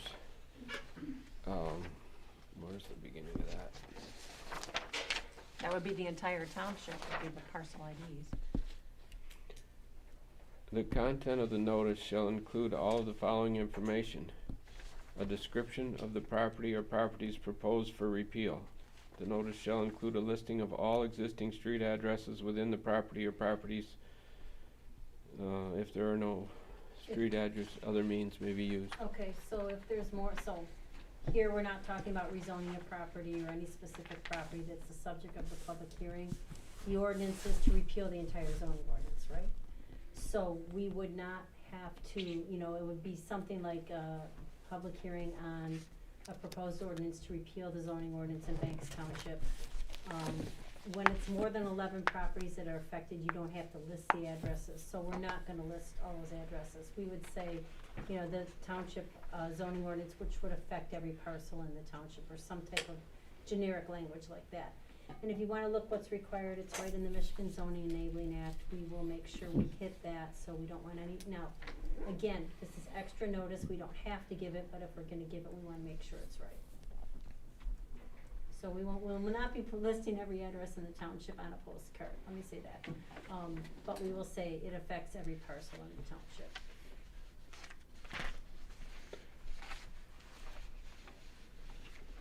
Well, I would agree. I would like everyone to know about it. But it doesn't, it seems to me that if you put it out till March, I mean, I guess you wait to send the notice until a couple weeks before the meeting maybe, but don't make them wait too long. If you want to let everybody know. I agree. I agree with that. Have the meeting promptly and get it going. All right, so let's set the meet, so. So we need the date. Hold on, let's- first for Casey. So we do, Yeah. let's vote on Motion the and support. the Yep. township-wide notification. You made, She made the Yep, motion, you I supported. supported it. Any further discussion? With that, all in favor say aye. aye. Aye. Aye, pose the same? Okay. All right, Richard's a no. All right, okay, then now we can schedule the public hearing. You said the 5th If you wanna do in March. of March? Yeah, or we could do you wanna do the end of February? I'm gone both of those weeks, Okay, so the 5th or the 6th of March? unless you guys wanna hang out here on a Friday night. Nope. Good times. Well, how about the 17th of February during our February meeting? No. Sorry, no. I want it Well, to be the separate. 17th would be a Tuesday, right? Oh, yeah, 16th. No, Yeah, thank I watched the planning commission do that, and I don't think it's a good idea. It's too much in one night. We have actual business we got to get done in our meetings, and so I'm sure that none of us want to be here till midnight trying to get that all done. And I'd rather focus a night, just take this all in from the people, and then do our actual business on another night. So if you want to do it back to back, that's fine. I think. Actually, no, I'll be gone Tuesday. I'll be flying out Tuesday morning, the 17th. So you want me in February? It's the week of the 9th. March 5th? Katie really wants March. Yeah. You said the lead time on things 5 days. You said or 6? 6 days to print it. Yeah, once you have it developed, which we obviously Yeah, so won't that's- have. You know, we give it to them on Monday, they're not gonna print it till the next Monday, and then it's gonna be almost 2 weeks from the time we submit it till it hits mailboxes. That's, and you have people that live in Texas, whatever, so it's from the time we submit it to KCI to the time you're looking at it, just assume 2 weeks. So if Right. we send this in January, cause I don't see anything going out before Christmas, we send it in January, it's gonna be mid-January before they even get it.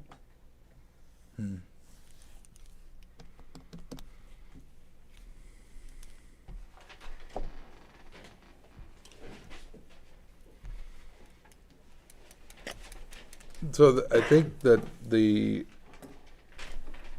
there's no way we're going to get this on a May ballot. I mean, assuming that the whole referendum went through, right?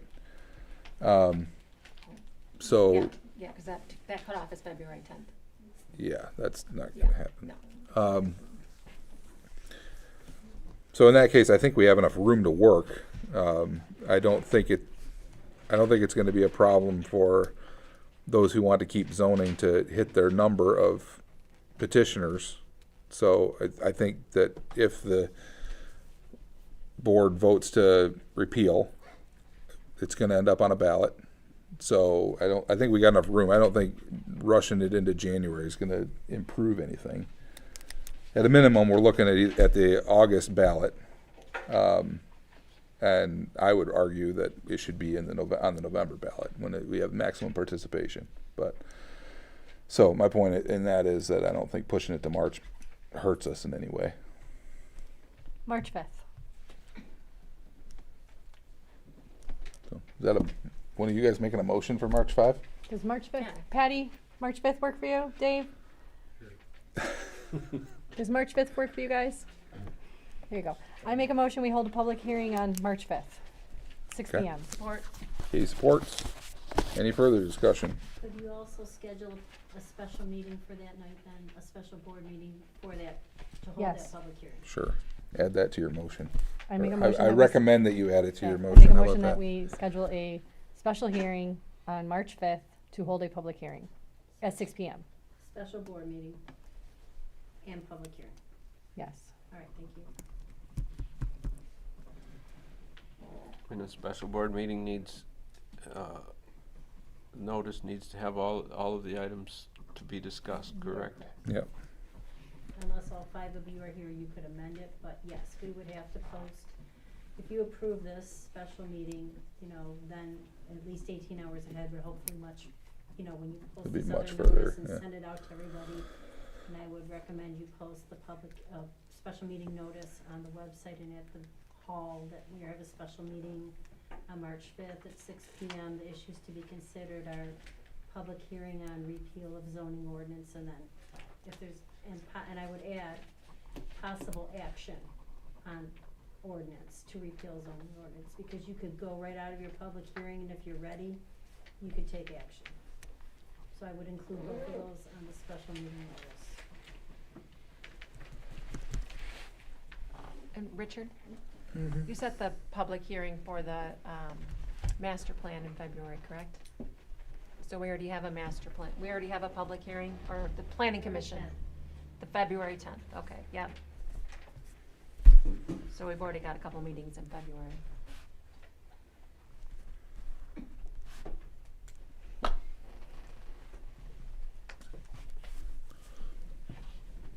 All right. Then any further discussion on the 5th of March? And all in favor say aye. Aye. Opposed, the same. Aye.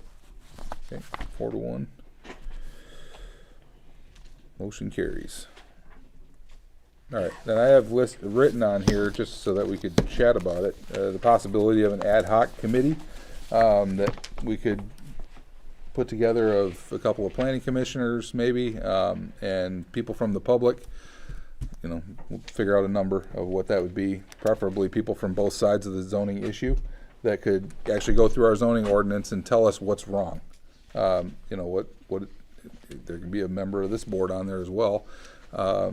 I think, just to go through and give us some ideas of what to work on, what to direct the planning commission to work on, because.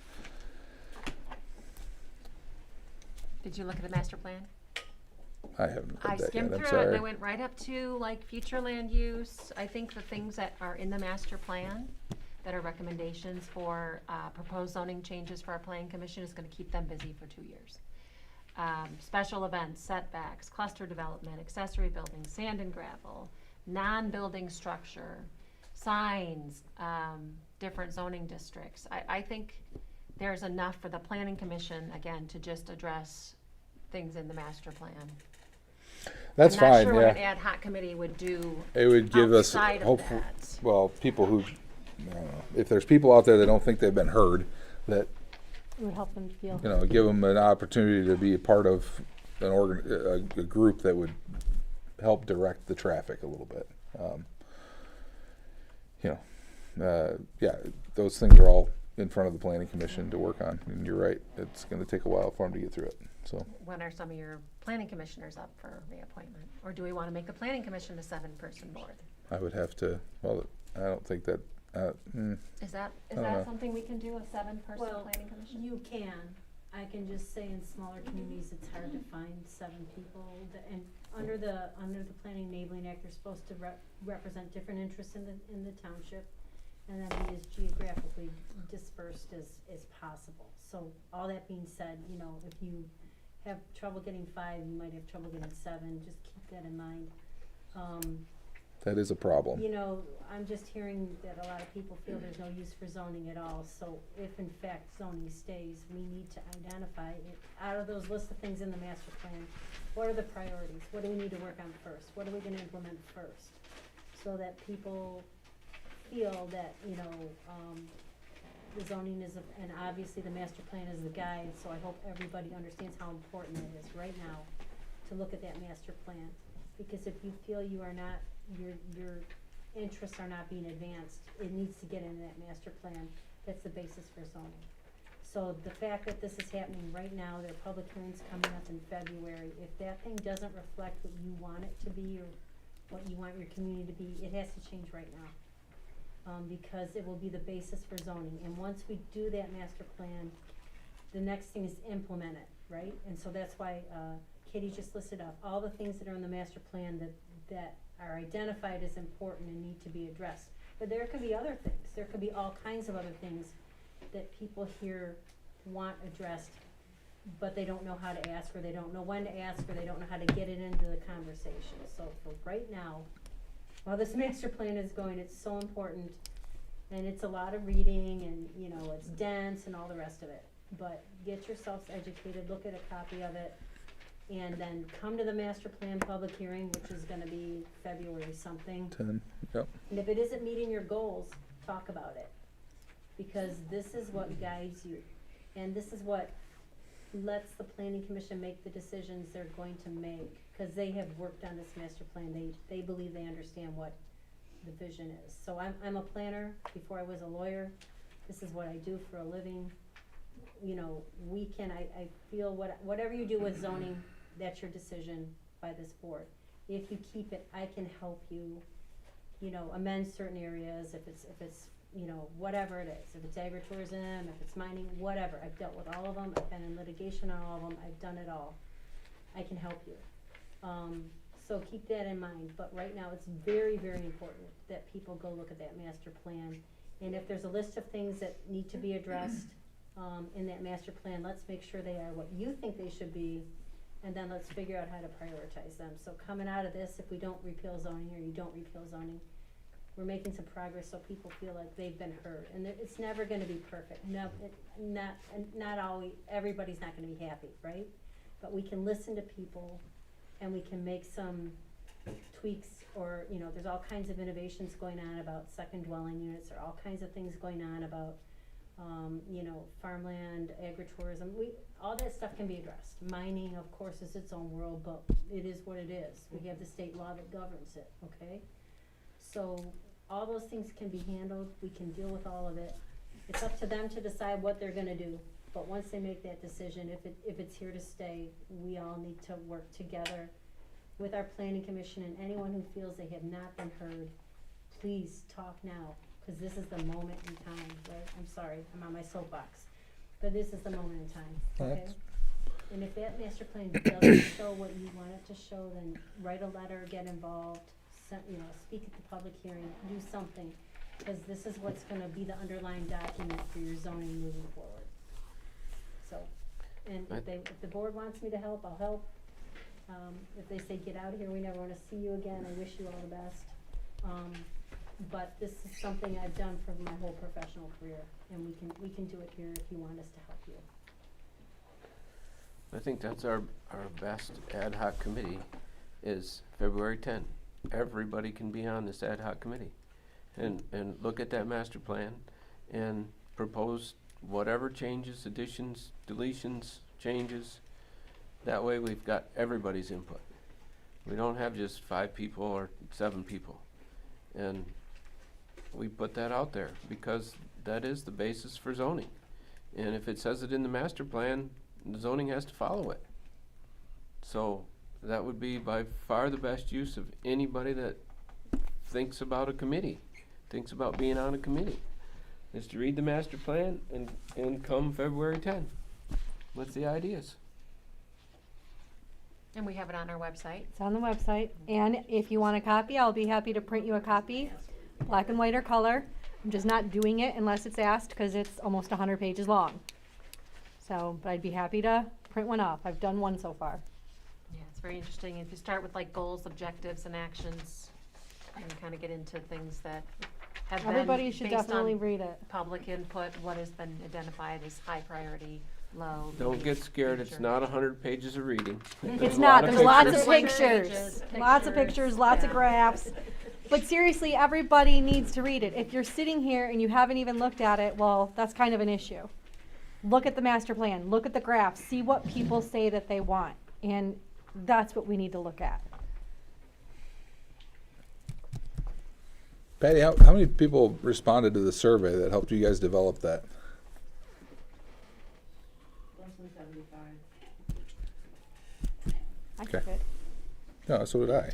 But I'm just saying 75 out of 2,000 parcels. And I don't even know if we have data on whether or not they were Banks Township residents that would have been, or even taxpayers. I don't know. I don't know. That's fine. All right. Do you know what a great ad hoc committee would be? Ambulance, and rescue, and buildings. That'd be a great place to have a little. I don't necessarily want one of these things. I was offering it up as an option to help get But that people's would be to have input. people study and look at the issues Yeah. we're facing and do the research, and that Yeah. would be a great committee. Could work. I know. I mean, we've done it before with roads and Yeah, we have. and the fire department. So that's fine and dandy. All right, 2026 road projects. Bert didn't give me anything, except he did tell me that, and I seem to remember this once he said it, was that the culvert in question on C-48 is in the village. I forgot about that. So yeah, they're broke now. Wait till that goes. Big project. Lots of hundreds of thousands of dollars. So I'm sorry, I don't have anything from Bert. And any quotes for Essex from like 31, as far as they can get with 1 year's road millage, like the Farrell Road? Did anybody contact the 3 road commissioners? Yeah, I did. One of them's in favor. I know Kevin's all on board with it. So So if I could, and I gotta do some yet too, so I'm preaching to myself, Yeah. but, that's the number one, resource we have right now for Essex Road, is to Mhm. get a hold of our 3 road commissioners and tell them exactly what went on, that we, had it in the budget and it got kicked out by the powers that be at the last minute, and part of the reason is because we gave Antrim County another $2.5 million. Please use it for Essex Road. yeah. Please call those guys. They're on the road commission website. So give them your opinion. Excuse me. All right, Parks and Rec. We received the grant, so that's cool. 11th. We were joint with the village on it. Where'd he go? Oh, the village is gone. Jerry's gone. Yeah, but anyway, yeah, it's a good thing. So Beckett and Rader's going to work on this after the first of the year is what Lynn told me, and that will, once we get it done, it'll allow us to go after some DNR grants and other things that are recreation based. We can't do anything without it as far as state-based grants. So anyway, that's exciting, and doesn't come out of our pocket, which is Are we gonna have good. a group of citizens like on that, or are they gonna use the planning commission for the citizen input on the 5-year rec plan? I don't have an answer for you, but that's a Okay. good question. Yeah. I don't know. I don't know. I did know that Ruben said he would be getting with us later, right? Yeah, I don't know if I don't know. Have a public hearing for that or something like that to get that input. We usually have one of those sessions where everybody gets together and. Puts things on and then Yeah. they have like QR Yeah. codes you hold up if you're in favor or not. They do a nice town hall Yep. interactive workshop with citizens, yeah. I don't know if we get all that with the discount. Yeah. The discount plan that we went for 11 grand instead of Okay. 17 or Okay, good 18,000, point. Okay. but Okay, maybe. good point. All right, cemetery plot pricing. Marv, you wanted to talk about non-residents? Yeah, last month we raised residents by fourfold, I believe. Yep. And part of the rationale that we were talking about, the plot prices obviously are not to pay for the cemetery and services because that's in the thousands. Yeah. And the rationale is that we don't have people buying lots that either don't need them or, I mean, our cemetery's filling up. So non-resident prices ought to go up by fourfold as well. That's the ones that people have to have a good reason to buy a lot. So I would propose that we raise the non-resident lot by fourfold, which would be $1,200. That would put it in line with cemeteries around us. Just in case anyone thinks like, wow, $1,200 is a lot of money. It's not for cemetery graves. Can we specify again, I know we talked last month. Yeah, or it whatever, is- property owners Yes. versus residents, so we're not talking about someone that owns a house here but No. lives elsewhere, we're talking We about. did township residents, renters, and taxpayers. Yes, okay.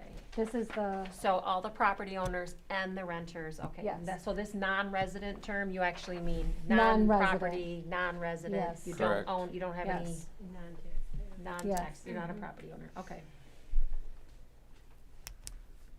If you want to buy a cheap one, just go rent a room from Marv for a month, and then you buy one, and then we're good to go. which we're still $100. Actually, we're still $25. There's still a couple days left on the $25 grave prices. Yes. We're at 100 now, though. What is the 25th? Yeah, Okay. because it was 1 month from the 24th. It was 1 month, 30 days from the 24th of November. So we're still at $25 until December 24th. Christmas gifts. Yes. So if someone needs a grave, Let me buy one tonight. Yes. I'll be here tomorrow. You can call. I can send you a picture of the map. So then after that, we go up to 100 for residents, which again is still way less than everyone around us. Mhm. I just wanted it to go up a little bit. So 1,200 is not unheard of or unreasonable for a non-resident. And then maybe it'll stop. We actually don't have that many open spaces left. So maybe it will stop non-residents from buying here because we're cheap. I mean, that's the best way we really do not have that many grave spaces left in all actuality. And land's expensive to buy more, so.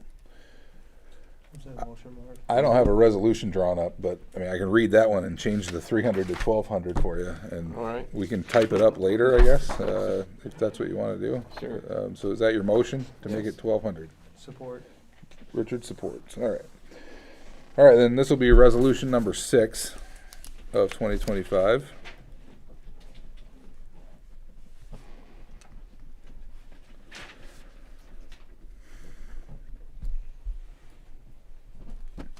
All right, whereas the Township of Banks sets fees to fund cemetery operations in accordance with the Banks Township Cemetery Ordinance as amended November 24, 2025, and whereas, It's December. well, okay, yeah, you're right, I'm sorry. Okay, so the amendment would be tonight, December December 15, 2025. And whereas to set such fees, a resolution must be approved by the Township Board. Now therefore be it resolved that the following cemetery fee schedule is adopted. The purchase of a cemetery grave for Township residents, renters, and taxpayers will remain at $100. For non-residents, $1,200. Other services may be charged on a time and material basis. Be it further resolved that all resolutions and parts of resolutions, insofar as the same conflict with the provisions of this resolution, shall be hereby rescinded. Be it further resolved that the fee schedule established herein shall be effective 30 days from the date of publication of this resolution. The foregoing resolution, offered by Board Member Marv Rubing and supported by Richard Frisky. Upon a roll call vote, the following voted. Katie? Yes. Julie? Yes. Marv? Yes. Richard? Yes. I'll vote yes too. And no nays, and therefore I declare the resolution adopted tonight. I'll print up a new one. A second one. No, don't do that. That one's legit. Oh. We'll Sorry. reprint it and We'll sign reprint it. All right. Okay, anything else with cemetery plot stuff? Hope not, because we just did it again. Jairus was here. Oh, hey, Jairus. You're back. Is there a limit on how many lots you buy? 8. Yeah, we did that last month, Yeah, Fred. there's 8. There's 8 graves per household. So you two get 8. Already got them. Oh. You're good. All right, Jairus is here. Thanks for coming, Jairus. Meeting to meeting. I'm sure your wife loves it as much as mine does. Yeah, county report, bad news first, I guess. In the Antrim Creek Natural Area, we have definitely notified that there's hemlock woolly adelgids on our hemlock trees there. These are little bugs that get on the needles. They suck the sap out of the tree. 5 years after they start, the tree dies. 5 to 7 years. So at our last Antrim Creek Natural Area meeting, we had Cake Sisma there, which is involved with treating. And basically trees that are around a foot in diameter, they take lots of little needles and give them shots of insecticide, and then that is taken up into the tree and it kills the beetles and the adelgids, and they die. And I asked them, I said, so we've had it along Elk Rapids, we've had it in Torch Lake Township, they already treated a whole bunch last year. I said, how many trees are we treating along this area in Antrim County? And he said 6,000. And obviously, if it keeps on spreading, there's too many trees to treat. You won't, well, yeah, you won't keep up with the hemlocks. So, leaves you with some difficult decisions because these things cannot fly, so the number one way that they're transported is by people and by birds. So you can close the natural area to keep people from going in there and getting hemlock sap on their coats and on their dogs and on their shoes and carrying it everywhere else in Banks Township. And we have 500 people a month that go to the natural area. We have trail counters. In the summer, we have thousands of people per month that go to the natural area. So that doesn't seem like, I mean, there's gonna be a whole bunch of upset people about that. So the next best thing is trimming all the branches off hemlock trees as high as you can reach and burning the branches. So we've talked to the DNR about it, we've talked to the Conservation District about it, and that's the path we're going forward, and we're starting now because in March they come out of their hibernation and then they're active. Right now, they don't move much. And the other thing people should know, they said, is if you are out there and you're gonna be going on other property with hemlock trees, just take your clothes and put them in the dryer. They are very susceptible to heat. 10 minutes in the dryer, they're toast. So, the guys that treat, that's what they do. When they're done, they put their clothes in a bag, they go home, they put them in the dryer. It's a ton of work because there's a ton of hemlock trees, 160 acres on our natural area, and I mean, we're gonna have piles of branches. But I really don't know what other solution there is at this point.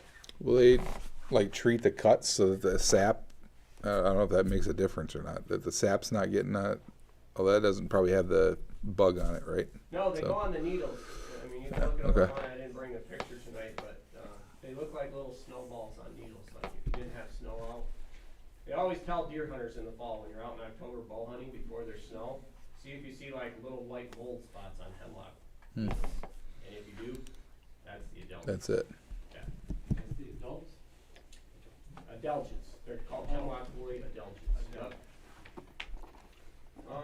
Other Antrim County news, the Antrim County Fair Board and Antrim County 4-H MSU partnership, they hired a new person.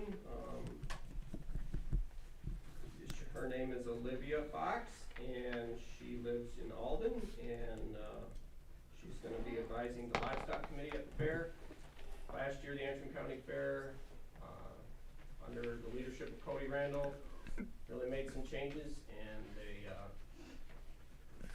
income and expense in excess of expenses was $5,000 approximately, and it's the first year they've been in the black for a while, so it was really positive, and they had an increase in kids there, especially with birds, chickens, ducks, pheasants, that kind of stuff. This year they're hoping to partner with the Rubber Ducky Festival in Belair, and they think they're gonna even increase attendance even more because of that, because the Rubber Ducky Festival brings a lot of people in, and you've got Antrim County Transportation that can bring people back and forth if they need to, so yeah, it looks positive. It'll be let's see if I got it here. August 12th, 13th, and 14th. Be Thursday, Friday, and Saturday, and the livestock judging will be on Friday. Donkeys, kids archery, the obstacle course, and the tractor pull will all be on Friday. So I don't have too much else unless there's Nope. All right. Thanks a lot, Jairus. Appreciate that.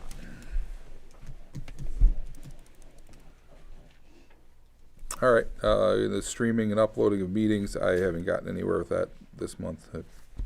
I've got a microphone like that I could utilize, but I talked to Mike. I told Katie our stuff works. The speaker, he disconnected. He said when you guys used to hold meetings down here, it was too loud and would offer like too much noise for people. So he disconnected it, but he said the microphones work, everything else works with it. So he just needs to get with Alex to see what we need on that end. Go from there. Well, an owl is like $2,000. I think it would have a problem if we had the owl like from the ceiling, because those pillars are gonna drive people crazy every time it hits that white and shows those pillars. But those could be, we could stream it from an owl to Zoom, then could go to Facebook. And for sound, do we need to have someone come and spec out our building and tell us what we might need for a soundboard and for speakers? And if there's gonna be a community play, is that little microphone set gonna work for, our kids gonna be heard in the back? I mean, I don't know if anybody's used it for that sort of thing before. I don't know. Do people use the sound stuff for the other events here, do you know? for weddings, I'm not sure what they do, but if we had the speakers that DJs or whatever could somehow tap into our soundboard or whatever to use our speakers. So you're thinking like mounted speakers? Yeah. Something that would be up all the time? And have someone come in and tell us what we need for that Would it room be, to make sure that. would you do that upstairs or down? Yes, upstairs. So then we would have our meetings upstairs? Well, we'd have the speakers up there, but we would have an owl down here. Well, I guess the owl could be moved, could go up and downstairs. Because the owl's just that little thing that spins around. It's got a camera on it. And down here, it would be a little tricky again, because whenever it spins and who's ever talking, it would hit that weight. But I think it's time to upgrade our sound. Okay. So you're looking for some bigger sound? Someone right? to give us, a professional to give us guidance, yes. All right.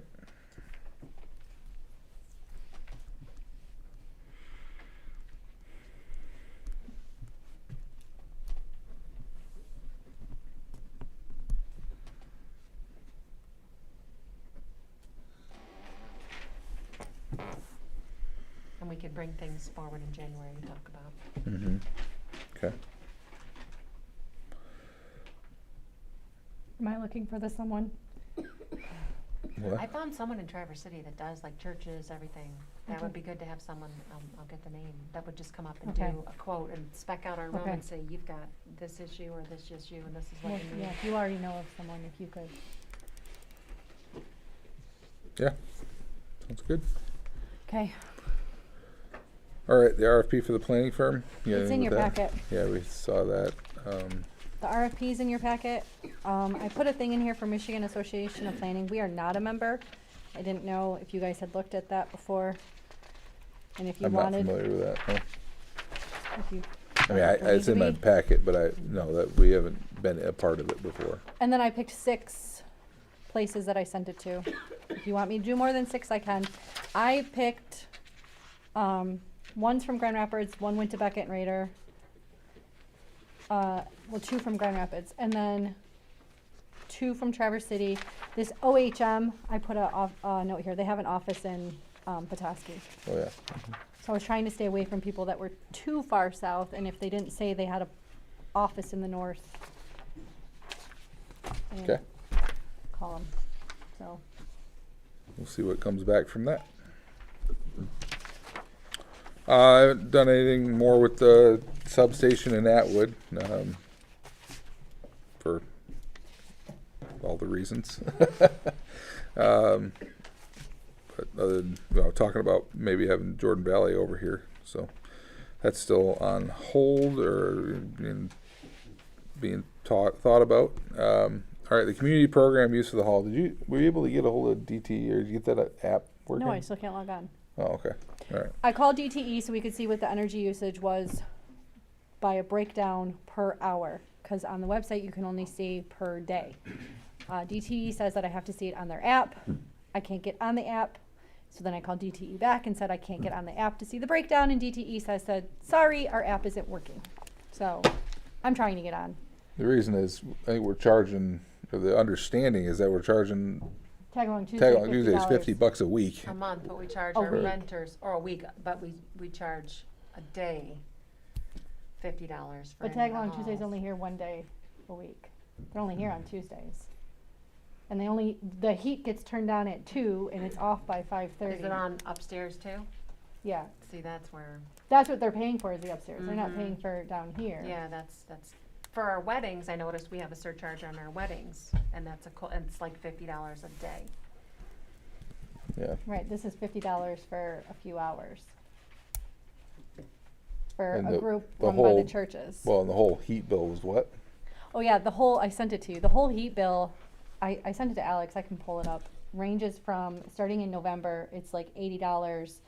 In December, it was like $200. The highest it got was in March was $350. So if we charge $50 a week, they could be paying, if not the whole heat bill, half the heat bill. So to me, that was a little excessive. Are you sure it's 50 a week? Yeah. Okay, all right, we haven't gotten a check from them in a while, okay. I got told. Oh, gotcha. Mhm. So, I talked to Tina McDuffie, and that's what she said. And Jan talked to Donna. It wasn't, because I went back to the minutes and looked. Nothing's in the minutes. Donna said it just didn't get put in there, which is fine. I'm not saying anything. Just that I looked to see what was this, how did it come about. So the most anyone can tell me is it's just a decision that was made, and it was $50 a day. And so, if we're doing this program for the kids in our community who have nowhere to go, like essentially, most of these kids don't have other places to go. So we're giving them somewhere to go that's run by the churches. It's great for them. They get food, they get entertainment for a little while, and it's all volunteers coming in and doing this. Correct? So I just thought if we could change it from $50 and make it more affordable. I was told that the churches had to take up extra collections to help pay this, but since I've been here, we only got that one check. So. Well, and you talked about doing the community The play. community theater, I mean, if we're right. Banging them, hitting them for $50 every Every time they use it. practice, that could be real expensive real quick.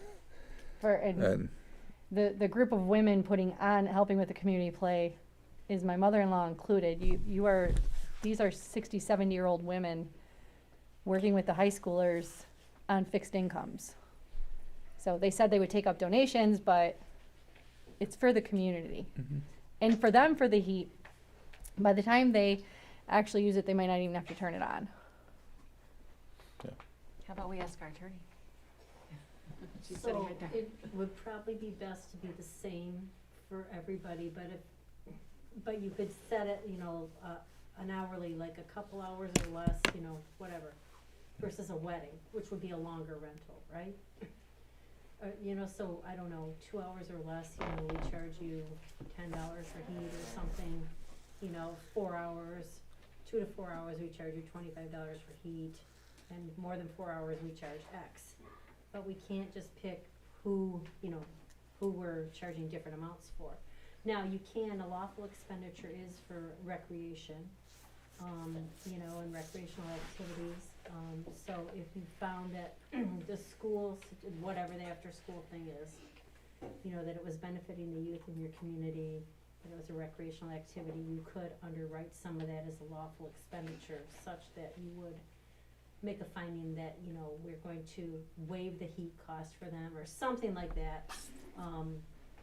But I would do that under the approach of a lawful expenditure, that we are going to absorb some of that cost, for this activity. Otherwise, I do it on a straight hourly, you know, some type of hourly basis, and phase it based on the amount of time used.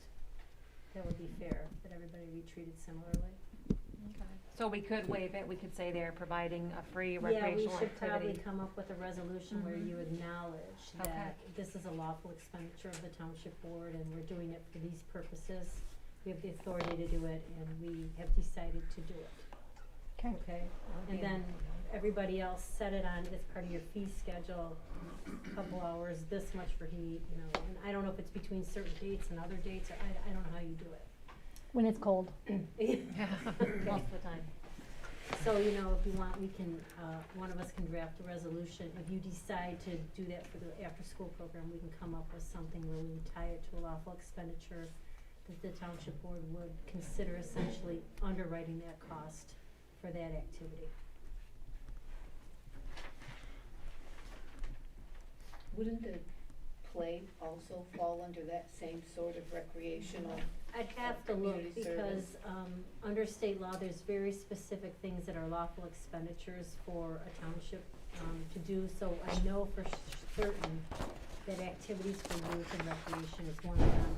I would have to look up the other thing. I heard somebody say it's for high school students or something like that. Yep, it's a play for like, middle school, so 6th grade to 12th grade students, and then there are ladies in the community that got together and wanted to do this, so they will. So if you guys could send an email to us describing these two activities, we could determine if they could be a lawful expenditure. So we need to make a motion to do that. I would make that motion. I'll Okay. support it. So the motion is? To draft our attorney to write a resolution to cite lawful expenditures for us to, not the word defray, what would the word be? To, Waive the. underwrite Underwrite. the cost of heating for use of the township hall, or whatever you call this, for specific activities, and you're gonna list the activities.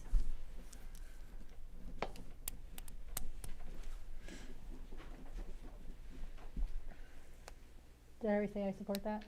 Yes, You you did. did, Okay. yeah. You just like really quickly like supported it. Well, cause I really wanted this to work. It's a good thing, it's a good thing. It really is, and it's growing from when they first started Tag Along Tuesday till now. They've got so many more kids that come, and the stuff that they do with them.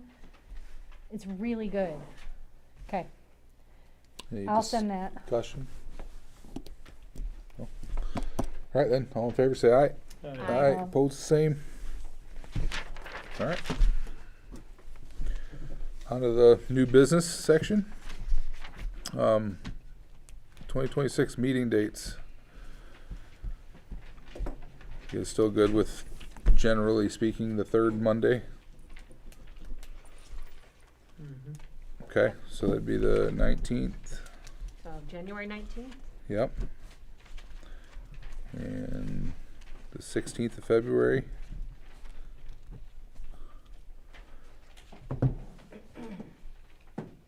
March 16. Do you wanna move March back a little bit, cause it's the end of our fiscal year, make sure we got all our bills in, and Yeah.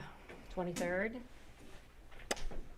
Does that work? Are you I guess I can leave. I could leave Tuesday morning for that one. Yeah, that'd be fine. If you guys want to do 23rd, work for you guys? Okay. April 20.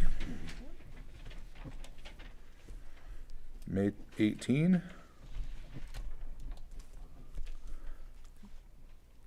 June 15. July 20. August 17. September 21. Does that work for you, Katie? I know that. Yep. Okay. October 19. November 16. And December 21. Do you wanna move the Christmas one up a little bit? Do you wanna move I don't that care, back but it's to up to you guys. the prior week, or That sounds good. when's your planning commission meeting gonna be? The 8th. I put, Village meeting is second Monday. Your village meeting is the 14th? And then you're saying, so the planning commission will be the 8th, do we wanna move our meeting up to December 15th, which is a Tuesday? You can if you want to. Let's do that. I have a conflict. You got something on that day? Yeah. All right.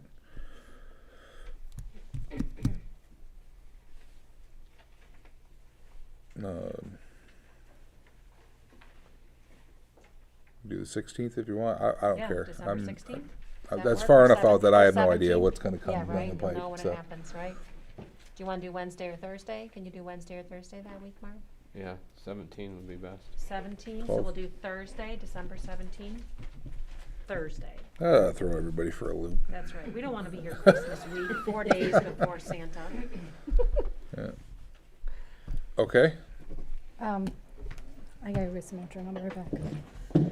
Okay.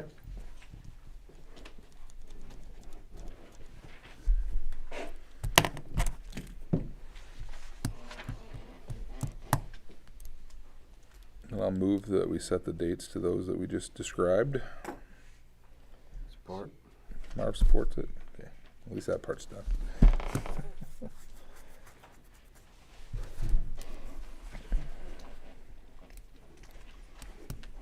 Sorry. No Alex problem. moved, Okay. Marv supported. Yep. To make those our dates.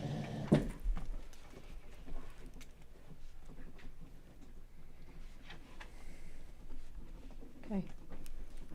All right, then, any discussion? All in favor, say aye. Aye. Opposed, the same. All right, Township Equalization Services, that's in your packet as well. I think you guys all got this in an email. Basically, they upped the price for them to do our equalization tax stuff. Just little maintain bit, the, right? yeah, the database, the addresses. In Mhm. some counties, you can't get anything updated. You can only get it from the local assessor. It's not that Counties much. have it. It's not up that much. Yeah, it was like Yeah, it's up from 80 bucks. It was 82, 89, and now it's Yeah. 83.39 a month. Yeah. So it went up like 40, 50 cents. Yeah, okay, cool. That's that. All right, you want to renew the membership to the Michigan Mhm. Association of Municipal Clerks? How much is that? $100. Is that a motion? I make a motion to renew the membership for the Michigan Association of Municipal Clerks. Support? Any discussion on that? All in favor, say aye. Aye. Oppose the same. All right, the tax collection agreement for summer 2026 We taxes? have to do this every year. Yep. Just need a motion to accept this. Make a motion. This is where we take their late fees, right? Yeah, we don't charge a per parcel fee to collect summer tax for the school, but we get to keep any interest and late interest paid, and it's a couple $1,000s every year. Okay, I make the motion. support. And any discussion? All in favor, say aye. Aye. Oppose the same. Okay, motion carries. Copy. All right, then fire officer appointments. Appoint Mark Grunick as chief again. Brian Vander Ark as assistant chief. Daryl and Nate as captains. For now, I'm going to appoint John as the secretary. I know that he had just ended up in the hospital, so we'll see where that ends up. But for now, as the John Hastings as the secretary and Ward St. Pierre as the EMS coordinator. I just need a motion to approve those. Did you make the motion? I'm making the appointment. Oh. Somebody has to move to approve my I'll move appointments. that Mark is the fire chief, Mark Grunick. Mm-hmm. Nate and Daryl are the captains, you said? Yes. Um, Brian Vander Ark as the assistant chief. Brian Vander Ark, assistant chief. Ward St. Pierre as the EMS coordinator, and John Hastings as secretary. Okay, that's my motion. Support. Okay. Is that Richard? Yep. Motion support. Any discussion? All in favor say aye. Aye. Oppose the same. Is John back home? No, he's in the hospital today yet, so Okay. pray for him.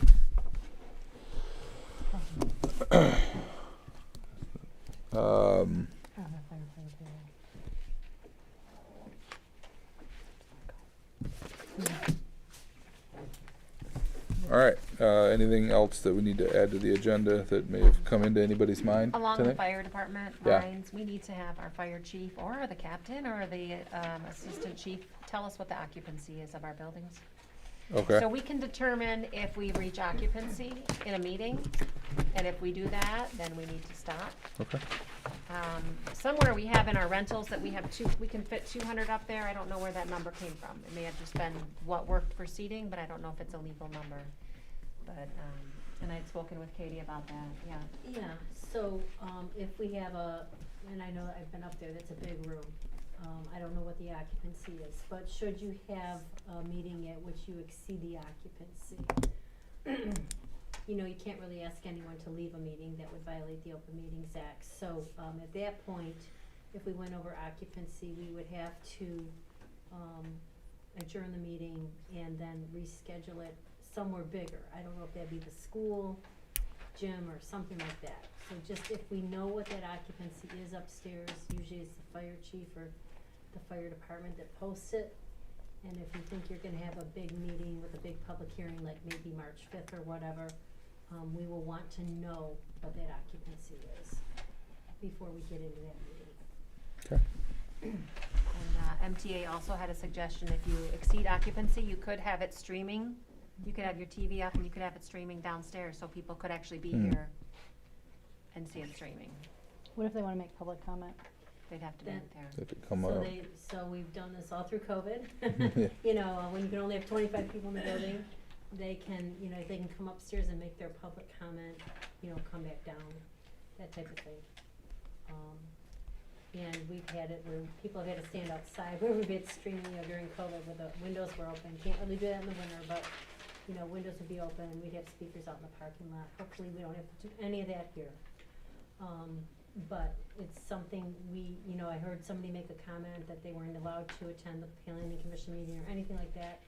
You know, we cannot have that happen. That's a violation of the Open Meetings Act. I was advised it didn't happen, so I'm gonna choose to believe that unless somebody tells me something different. But people have to be able to make public comment. Everybody's able to attend the meeting. So that's why we need to know that occupancy before we get into that next public hearing. All right, we'll get the number. Do we need to approve the increase for the 47 cents? Yeah, you did not vote on the Equalization. equalization. Yeah. Okay. No. Talked about it. Yeah. Thank you. I will make a motion that we accept the new rate with Antrim County. Okay. I'll support. Do all counties need to do that? It seems like they get more property tax revenue than we do. They Motion should be to providing that to us, approve the increase? for providing it to themselves, and then we just piggyback on.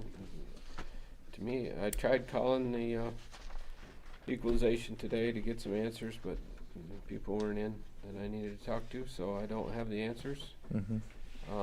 I would suggest to let me get a phone call to them and ask them. Do it next month if there's no deadline. So as a motion to table it? Yep. Okay. Okay. A motion to table it? Yeah, I'll support your motion to table it. But didn't we have a motion? Did I have a motion There and was support? a motion down here, so either they There have was to a motion down, yeah. either they have to rescind their motion, and then you can make your motion, Oh, or we okay. have to vote their motion. In order to table, they have to rescind? Because they had a motion already on And the table support. before you started talking. Just, I heard it. I So misunderstood they made a that. motion to accept it. There was a motion, there was a second. We need so- microphones. We need microphones, Alex, so we can hear each other. Okay, so are you rescinding your? I will make a motion to rescind my motion. Okay.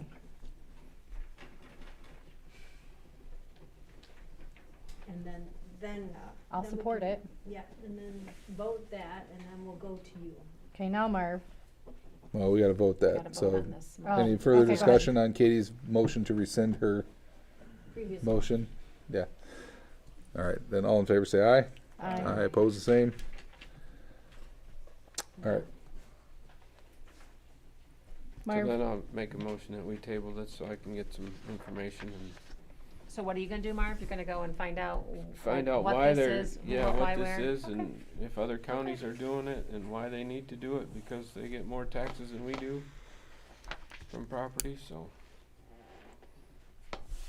fair point. So I'll support you, that's fine. I'll support Marv's motion to table it. And any discussion? Okay, all in favor say aye. Aye. Oppose the same. All right, that's tabled. And then I would like to ask our treasurer to get a list of forfeiture for Banks Township. I got this list from, this is actually Echo Township, where the treasurer got a list of forfeitures from the county treasurer. And so that we can have information, I think we should use that in our packet somewhere. I think it was assessor talking about poverty exemptions for tax, and I think we need to be proactive to protect our poorer residents. If they have opportunity to not pay their property tax, we should be helping them out. So So you want me to get that for See- the whole board? yes, for the Okay. board. See if you can. I don't know if they'll let you, but I know Echo Township did it. You can see that if you want.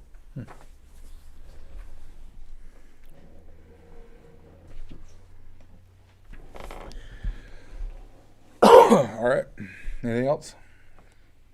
Okay, then open it up for public comment again. Don? I'll jump on that and I'll be first. So once again, I learn a lot from coming to these meetings. And one thing I know I've learned is you guys are all conscientious, thoughtful people, and I appreciate what you do. So I'm still in favor of zoning, and I want to read a couple of paragraphs from the new master plan. This is chapter 4, I think, about natural resources. Key takeaways, page 34. Banks Township should consider ways the community can become more resilient and incorporate this into future developments through its zoning code. This will ensure that the community is ready for impacts of extreme weather events so that growth is sustainable and minimally impacts the environment. Township should consider different approaches to ensure the continued quality of streams, rivers, and Lake Michigan shorelines, inland lakes, including Ellsworth Lake and Wilson Lake.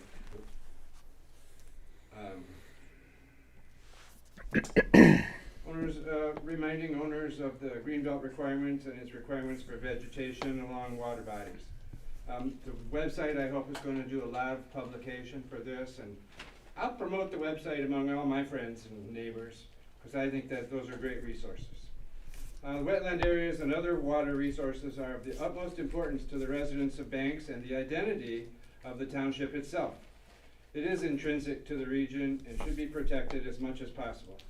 Township staff should consider looking for grants as well as partnering with organizations in the region to restore wetlands and protect them when they are available. This is our world. We all know that it changes around us by Mother Nature, by things of our own human activities. Things change. That's the only thing that's certain in life, is that things change. We have to do everything we can to protect our land and resources for the future. Again, I thank you. Thanks, Don.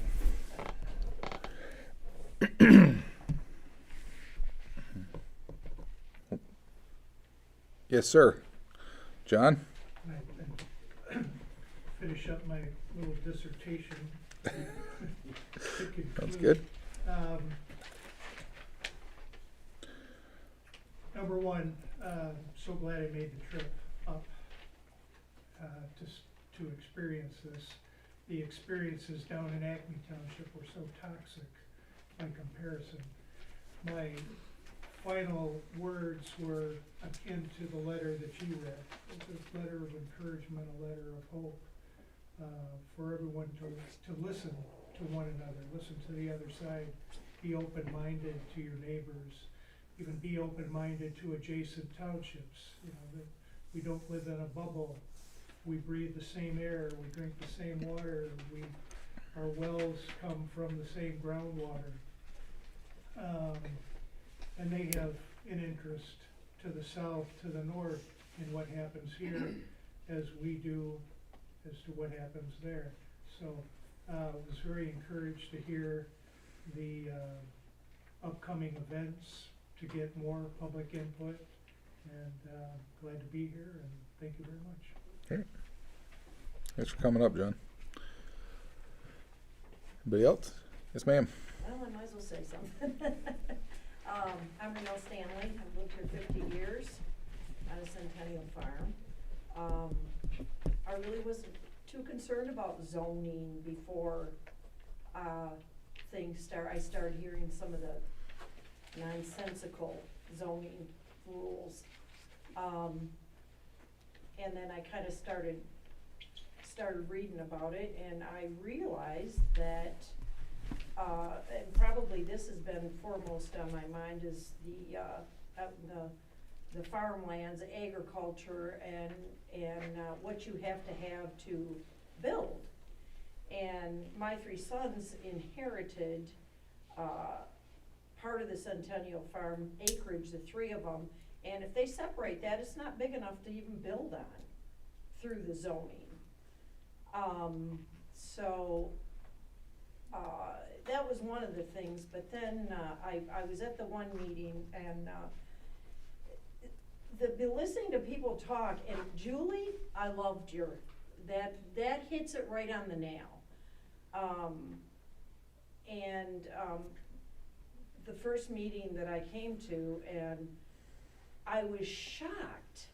I was really shocked. This community has been built around gravel pits forever. And the hatred about a gravel pit when there's even one here, it just shocked me. I couldn't believe it. And not even the knowledge of what's coming out of it, or what kind it is, or anything. So, and the different fallacies. Toad Lake is a mess. I have property on it. That is a mess. And Marv farms more on Essex than any road, and Essex is a mess. The hatred just blows my mind. And we're a community, and I guess the master plan, I want one, get right into it, read it, really, there needs to be something, because it comes up with things that I think is, for this community, I don't see that it's growing that much. When I hear a statement that if zoning's gone, the school is gone, we got bigger fish to fry than a zoning, if that's the way that is. I just don't, and I'm just gonna say, I just think that's nonsense, but whatever. So, I've lived here a long time, my whole family's here. And I think we need to do something. And if we have this meeting, we send a card out to everybody that has property. I know a lot of people in family that own property that can't vote. You know, that you wanna send it all out, please make sure there's a place big enough that a large number of people can come. And I don't know how you vote on that, like at the meeting. How do you, if I can ask a question? Yeah, fire away. We have this public hearing, and maybe you answer that. So is it any different than the public forum? And then the board decides if they've heard enough people, or if they see enough people, or whatever. How do you do with that? Do you want me to answer? Sure. Okay. Yes. Probably better you to answer than me. So under the Michigan Zoning Enabling Act, which is our state law for zoning, okay, and then their zoning ordinance is written, they have their own zoning ordinance here, but of course it has to match. It can't be adverse to the state, right? So there's public hearings on certain types of land use decisions. One of any change to the zoning ordinance. The zoning ordinance, the change we're considering here is repealing the entire ordinance. Under the state law, the planning commission must hold a public hearing, and we have to notice it in the newspaper and send it out at least 15 days ahead to anybody within 300 feet of the affected property. Well, in this case, it's the entire township, okay? So the planning commission had that public hearing a month or so ago, recently, right? Heard people say they couldn't get in or were unable to speak. So that's all we have to do by law. Now, here, and it's only happened, this is the second time in my 35-year career that a property owner has sent a certified letter to the clerk requesting a public hearing at the township board. So that infrequently happens, but it has happened here. So now the township board must also hold another public hearing on this ordinance to repeal zoning. So they're gonna, and they don't have to notice it across the whole township, but they're going to. That's what they decided tonight. We're gonna send everybody a postcard. We're gonna tell them the date, we're gonna tell them the time, we're gonna figure out the occupancy upstairs, and we're gonna be ready to go. Okay, so everybody, if you can't come, they can send emails or letters. They will not necessarily be read at the public hearing, but they will be acknowledged that they have been received, okay? And after that, the board can go ahead and either vote to adopt the ordinance, which would repeal zoning. That ordinance would not be in effect until we publish a summary in the newspaper, and then it's effective, and this is all by the state law, 8 days after publication, all right? So it wouldn't just like magically the next day, there's no zoning, run out, everybody do whatever you want. We would have to publish a summary of that ordinance in the newspaper, and 8 days after that publication, that ordinance would be in effect, which would mean repeal zoning, it's all gone. In the meanwhile, we have an option under the Michigan Zoning Enabling Act in counties and townships. We are a township. Somebody can file a notice of intent within 7 days of the publication of the summary saying the ordinance has been adopted. A notice of intent, they're gonna file petitions to put this on a ballot for referendum. People were asking, why can't we just vote on this? We wanna vote on it, we wanna, you can't. We cannot put an advisory question on the ballot, okay? We can't put the question on the ballot. This is not lawful in a township. Some cities have this authority in their city charters, but we do not have this authority as a township. So we cannot just put the question on the ballot, do we want zoning in Banks Township? That can't happen. The only way the vote can happen is if the repeal ordinance is adopted, somebody goes ahead and files a notice of intent to collect petition signatures, and if they file that notice within 7 days of the publication of that adoption, then everything stops, okay? Everything stops. The ordinance repealing doesn't go into effect. It's stopped. They have 30 days to go get signatures of 15, gosh, it's complicated, but let's just say it all right now so everybody knows. I was writing it down before my pen went out, okay? A registered elector living in the zoning jurisdiction may file a notice of intent to file petition. So it's gotta be a registered elector, somebody who's registered to vote, and they have to live in the zoning jurisdiction. That's not the village. The village has its own zoning. That is the township, okay? So that is the person, the kind of person who have to file a notice of intent. If that's filed, they have 30 days following the publication of the notice of adoption of the zoning ordinance to file petitions signed by registered voters, registered electors residing in the zoning jurisdiction. You gotta be registered to vote, you gotta live in the township. Not less than 15% of the total votes cast in the zoning jurisdiction for all candidates for governor at the last preceding general election in which the governor was elected. I don't know the last election the governor was elected. Was it 22? I don't know. 22. So your clerk, if this all happens, 996. be nice to her. 996, so somebody knows the number. All right. Somebody's gonna have to file within 7 days. I'm gonna file a notice of intent. That person has to be a registered elector in the township, not in the village. Okay? Then they have 30 days to go collect those signatures. While all that is happening, This ordinance does not go into effect. The ordinance repealing does not happen. It is stayed. It is told, it is on pause. Okay? And so that at the end of the 30 days, either we're gonna have enough signatures that are valid of registered electors in the township, not in the village, that this will go on the next ballot, we'll have, go up to vote of the people, and then what the people will be voting on, if we get there, is should ordinance, whatever number it's gonna be, 100, repealing the township zoning ordinance, be put into effect, or be effective, something like that. That would be the question. Yes, we vote for no zoning, no, we vote not to repeal zoning. That's the only way you get this question on a ballot, okay? So, once they have their public hearing, which somebody has properly filed a certified request to the clerk, which is gonna be March 5th, after that, at that meeting, that's why I made them put in their motion tonight, we're gonna have a public hearing, we're gonna have a special meeting, it's not their regular board meeting, a special meeting, and include on the action items on, when we have a special meeting, we must post at least 18 hours ahead, what were the issues that would be considered at the special meeting. In this case, it'll be public hearing about the ordinance to repeal zoning, and it'll be possible action on the ordinance to repeal zoning. They could come out of that public hearing, and if they still have energy, strength, whatever, you know, they feel like voting, they could close the public hearing, and someone could say, I'm ready to make a motion. You know, I make a motion to adopt ordinance, whatever it is, and there'll be a number, you know, number assigned to it to repeal zoning. Somebody could second it, and we will go to a roll call vote at that point. Or they could say, I've heard a lot tonight, I need to think about this, I need more time. I propose we not take action tonight, and we take action at our next regular meeting, which is March, whatever. So that's how it works. There's a difference between public comment and public hearing. Public comment must be at every public meeting. Public hearing is just specifically for certain types of land use decisions, and you have to have notice before that, and usually it's mailed out, or it's in the paper, all that.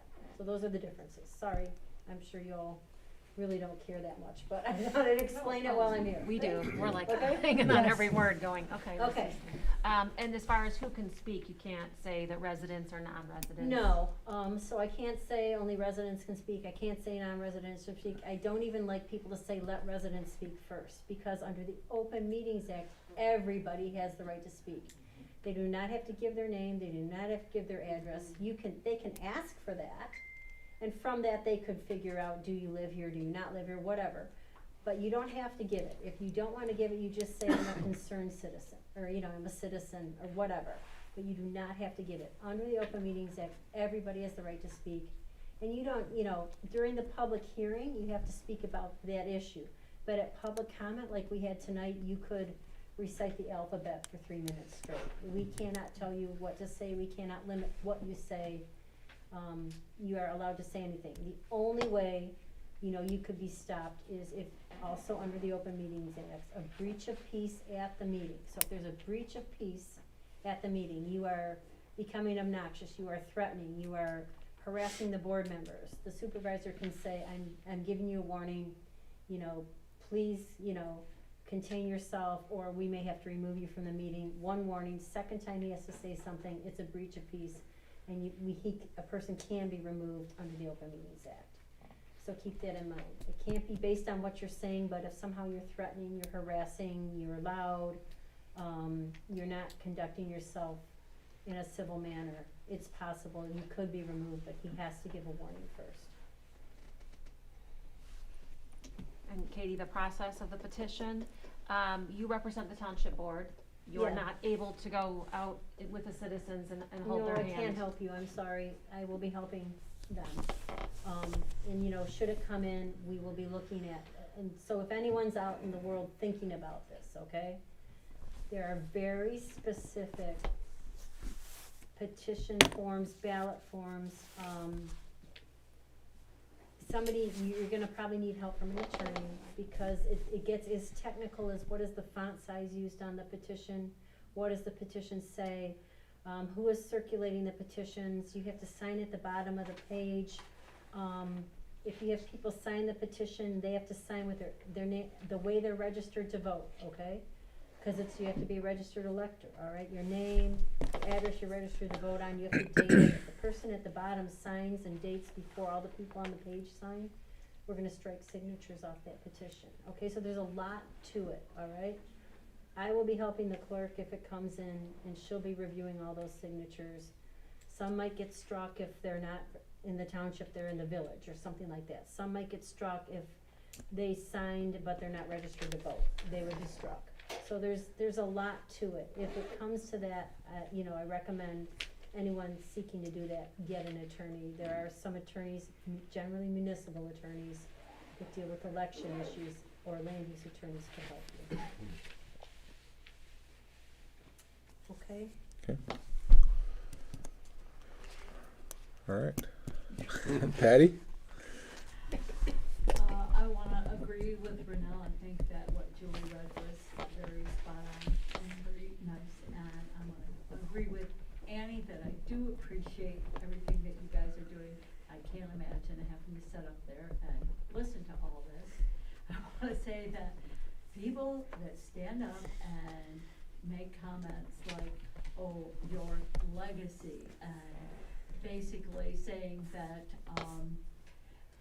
you will be remembered badly and you might be voted out of your position. I think those are offensive remarks, and I would say look at Central Lakes Township Board.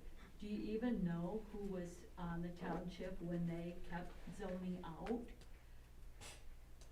I don't know who was on the board. I don't think anybody laughed at them or thought they left a bad legacy.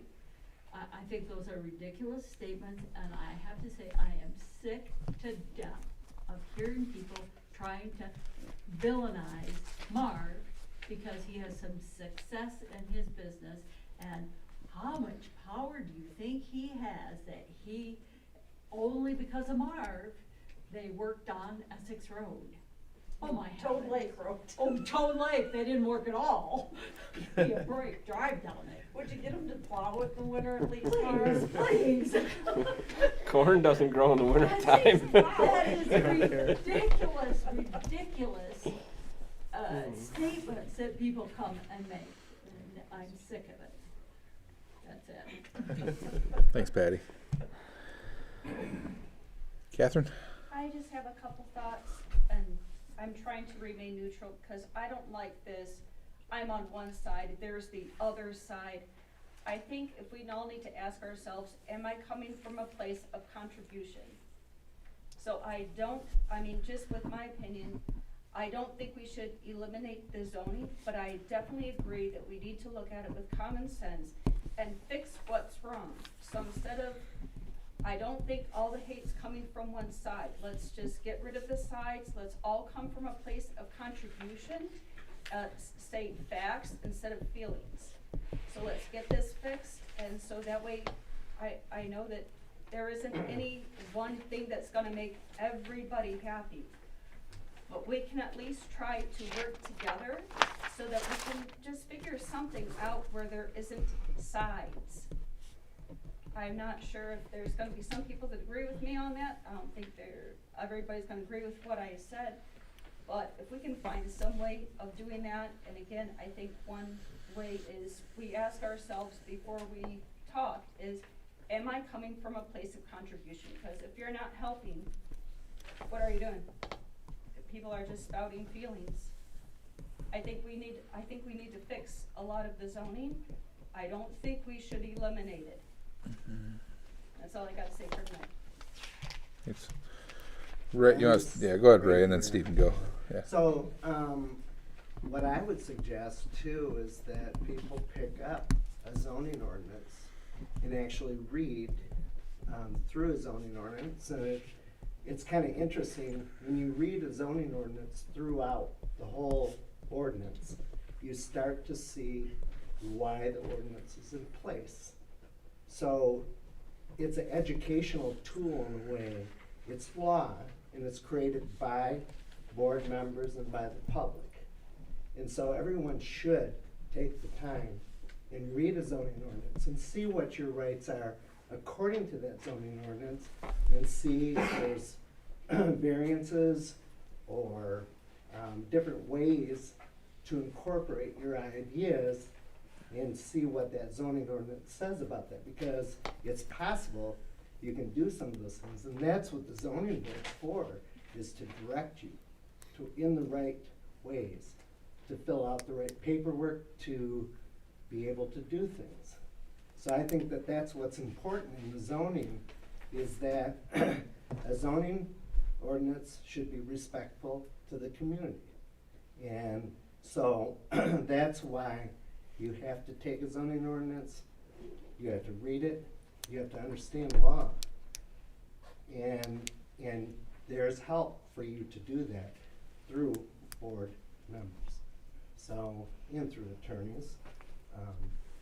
So that's what I'd suggest. And again, it's not like I jump up and down about what I've been through all my life as far as trying to develop business.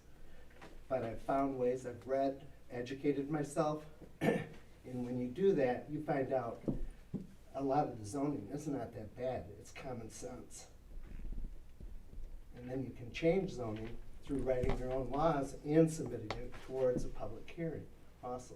I mean, there's ways to change things. So it's not necessarily black and white. You can't do that because the zoning ordinance says that. You can actually look through, educate yourself, and then take it towards a public hearing or towards a board and ask them what your rights are. Thanks, Ray. Steve? Yeah, and to your point about offering what our knowledge and helping, an ad hoc committee is created, I'd be happy to throw my name in the hat. I serve currently as the president of the ACK Association of Realtors, the vice president of the MLS committee for Northern Michigan. I've served on various boards, committees, including our own planning commission for 5 years. So use me as a resource. I have lots of knowledge, and I'd be happy to help form what we have here. I think we need some adjustments in our zoning. To eliminate it, I think, is a mistake. But I think, to your point, let's come together and put our heads together and come up with a solution that's going to work for us all. So. Cool. Thanks, Steve. Tina? I think too that I've tried to stay neutral on this. I don't really I never really had a strong opinion about zoning. I think that we've kind of zoned ourselves out of affordable housing and that sort of thing. I mean, what's wrong with a 900 square foot 2-bedroom for a starter house? I mean, are we allowed to do that or not? At the same time, the more I learn about this, especially with the potential of data centers or whatnot, I'm starting to lean back the other way. But any stance that I've taken on this has been solely because of the gravel pit. And I'll tell you why. When Marv came on the board, he immediately, within the first couple of months, first thing he did was he threw our sand and gravel ordinance back to the planning commission, and then he wanted to get rid of zoning. So red flags are going up. What's happening? And now I'm going to tell you a little story real quick about when I first moved here. I published a newspaper. I published a newspaper called Dallas Worth Atwood Community News for 3 years. It was a monthly publication. It was a cute little paper. But Shirley Tornga of the Historical Society gave me just envelopes full of old newspaper clippings. I live surrounded by a gravel pit. Okay, it was active at the time that I moved in. It's not active now. I never thought anything about gravel pits. In one of these articles, it talks about how the village's water came from the well that is directly behind my home in a little tiny area that we just recently sold to the mill. That was the village well. The gravel pit contaminated the well. We had to dig 2 other wells. Okay, long story short, I don't have that in my hand. I can try to go over to the Historical Society, but that should be public record of this village, how a gravel pit contaminated an artesian well. So I want Marv to be a billionaire. I want all of us to be billionaires. Wouldn't that be wonderful? That's not a problem, but it would be a problem if we allowed one person's wealth. And we've done this in America so many times, but let's not do it here at the grassroots level. Let's just do our due diligence and make sure that if the gravel pit goes in, that we aren't gonna have any regrets 20 years from now, 30 years from now, whatever it is. Let's just make money the safe way. We did that, it happened, it's nobody's fault, but we learned, right? We learned that maybe there's some due diligence, maybe we do need a good ordinance, maybe we do need zoning. I don't know all those little logistics. I just know that, let's not just be stupid. Let's not repeat the sins or the errors of the past. Let's just go into this open. Let's not let somebody bulldoze something through because they can. And I'm not saying that's what you're doing. I'm just saying that the red flags really went up right away, and that's my perspective on this whole thing. And I really did read that story. It was a real article, and I have not made an attempt to get it, but Shirley Torn gave it to me. All right. Thanks, Tina. I find nothing wrong with getting on a committee if I wanna do something. I don't think there's a thing wrong with it. Yeah. Get involved. You know, I mean. Anybody else? Jairus? Jairus Rubin, as your county commissioner, most of you know that I serve Central Lake Township, Torch Lake Township, Banks Township. And I walked in here a little bit late, but I heard sending a notice to property owners. And I can tell you that I have hundreds of constituents that live here that are not property owners. So I'm just giving that food for thought. I have had complaints in the past about township cleanup, and conservation does waste recycling. If those postcards go out to property owners, what about the people who live here who don't own property? It's just food for thought. Fair point. And I understand sending it to property owners, because if you own property here, it's gonna affect you in one way or another. But there are a lot of people who live in northern Michigan who love it here. They just don't own property here. They've rented here for years, and they're happy renting here. And they may rent here till they die. It's just, I know people who have rented for years and years, and that's just what they do, but they are registered to vote here. Yeah. Good point, Jairus. Thanks. Katie, could we have something on the postcard that says landlords share with your renters, or can that be Yes, since you won't necessarily know who are renters and who's owner occupied, you know, you could put a note at the bottom, something, please share if you have renters on your property or something. Obviously, We there's know going to be- we know who our registered voters are. So we should add the registered was voters just to gonna our ask property that. owners. Right. Then I could read it I'm out, I assuming guess. if you're, yeah, Could compare- I guess you could do that. I could compare the two lists. Yes, you can compare. Could you the merge the lists. two? Who's a registered voter versus who's a property owner. It's coming from two different systems. And So if I would there's have to, extras, we may not get everybody, maybe somebody's a renter here who doesn't vote or something like that, but yes, you can do the best you can to get. if anyone on the board wants to help me merge and compare two lists, that'd be great, cause it's coming from two different systems. Excel, baby. No problem. That's what Excel's for.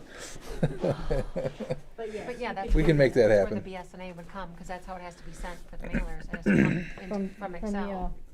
No, I can't do it. It'll have to come from equalization. yeah, I from- can't figure from out. Rob. Yes, yes.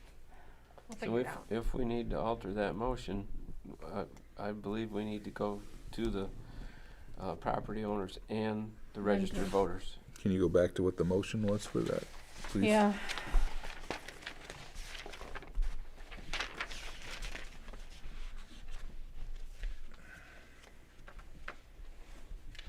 The motion was the only motion made on that was the motion, oh wait a minute, motion to send postcards to every property owner in Banks Township.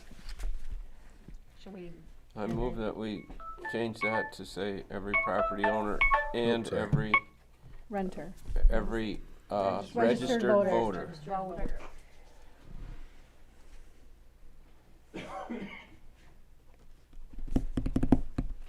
So can you, your voter registration, put that in Excel?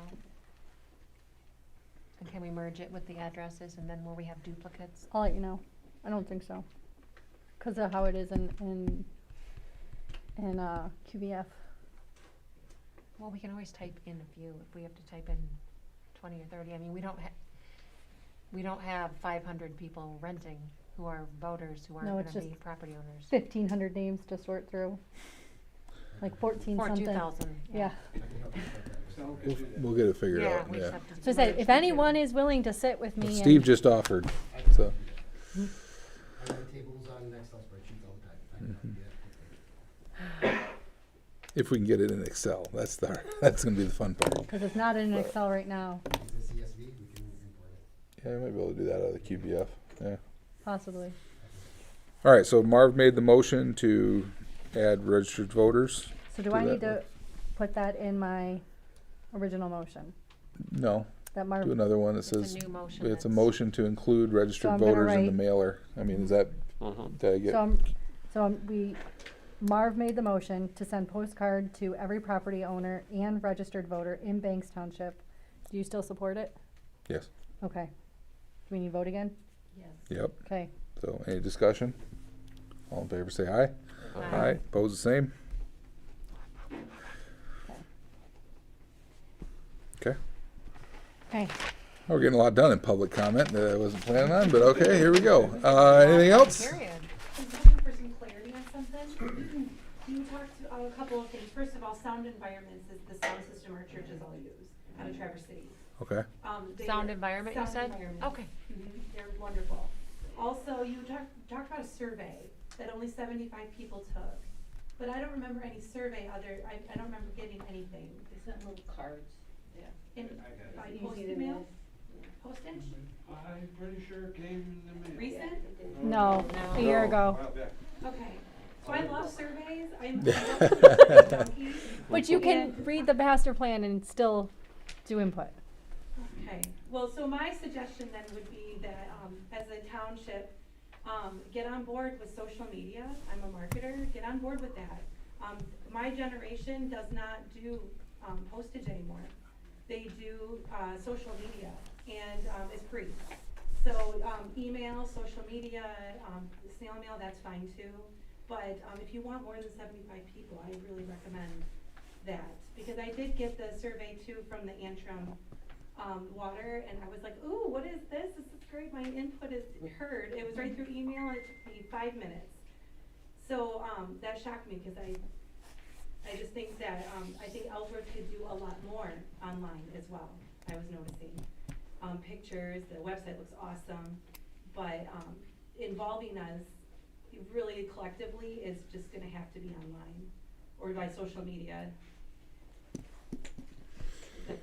Now you have the opportunity for more input than just a survey. Read the master plan, come to the meeting Yeah, and suggest that too. edits. Yeah. There's on the website, there is, you can mail stuff in or email it, your suggestions for the master plan, and both addresses are attached on the website.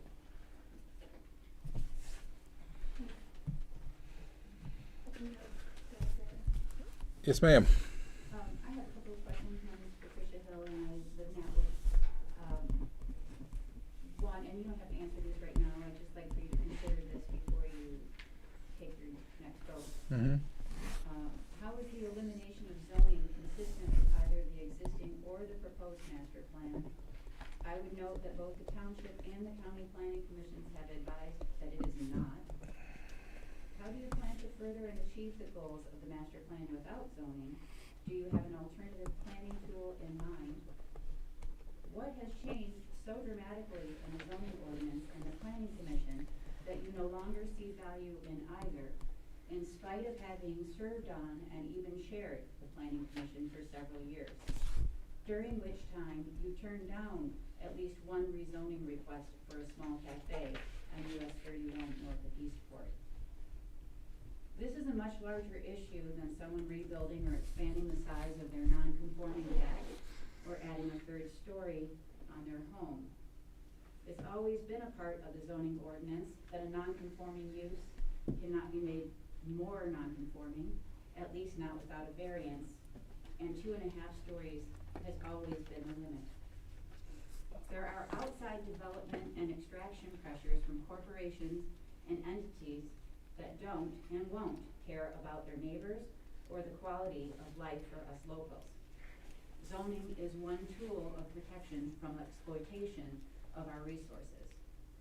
Further, there are several instances where the zoning ordinance was liberalized, including unlimited STRs in every zone and liberalized camping and storage. It would appear from looking on the maps, if we repeal zoning, we will be the only unzoned community with Lake Michigan water frontage, and I find that highly concerning.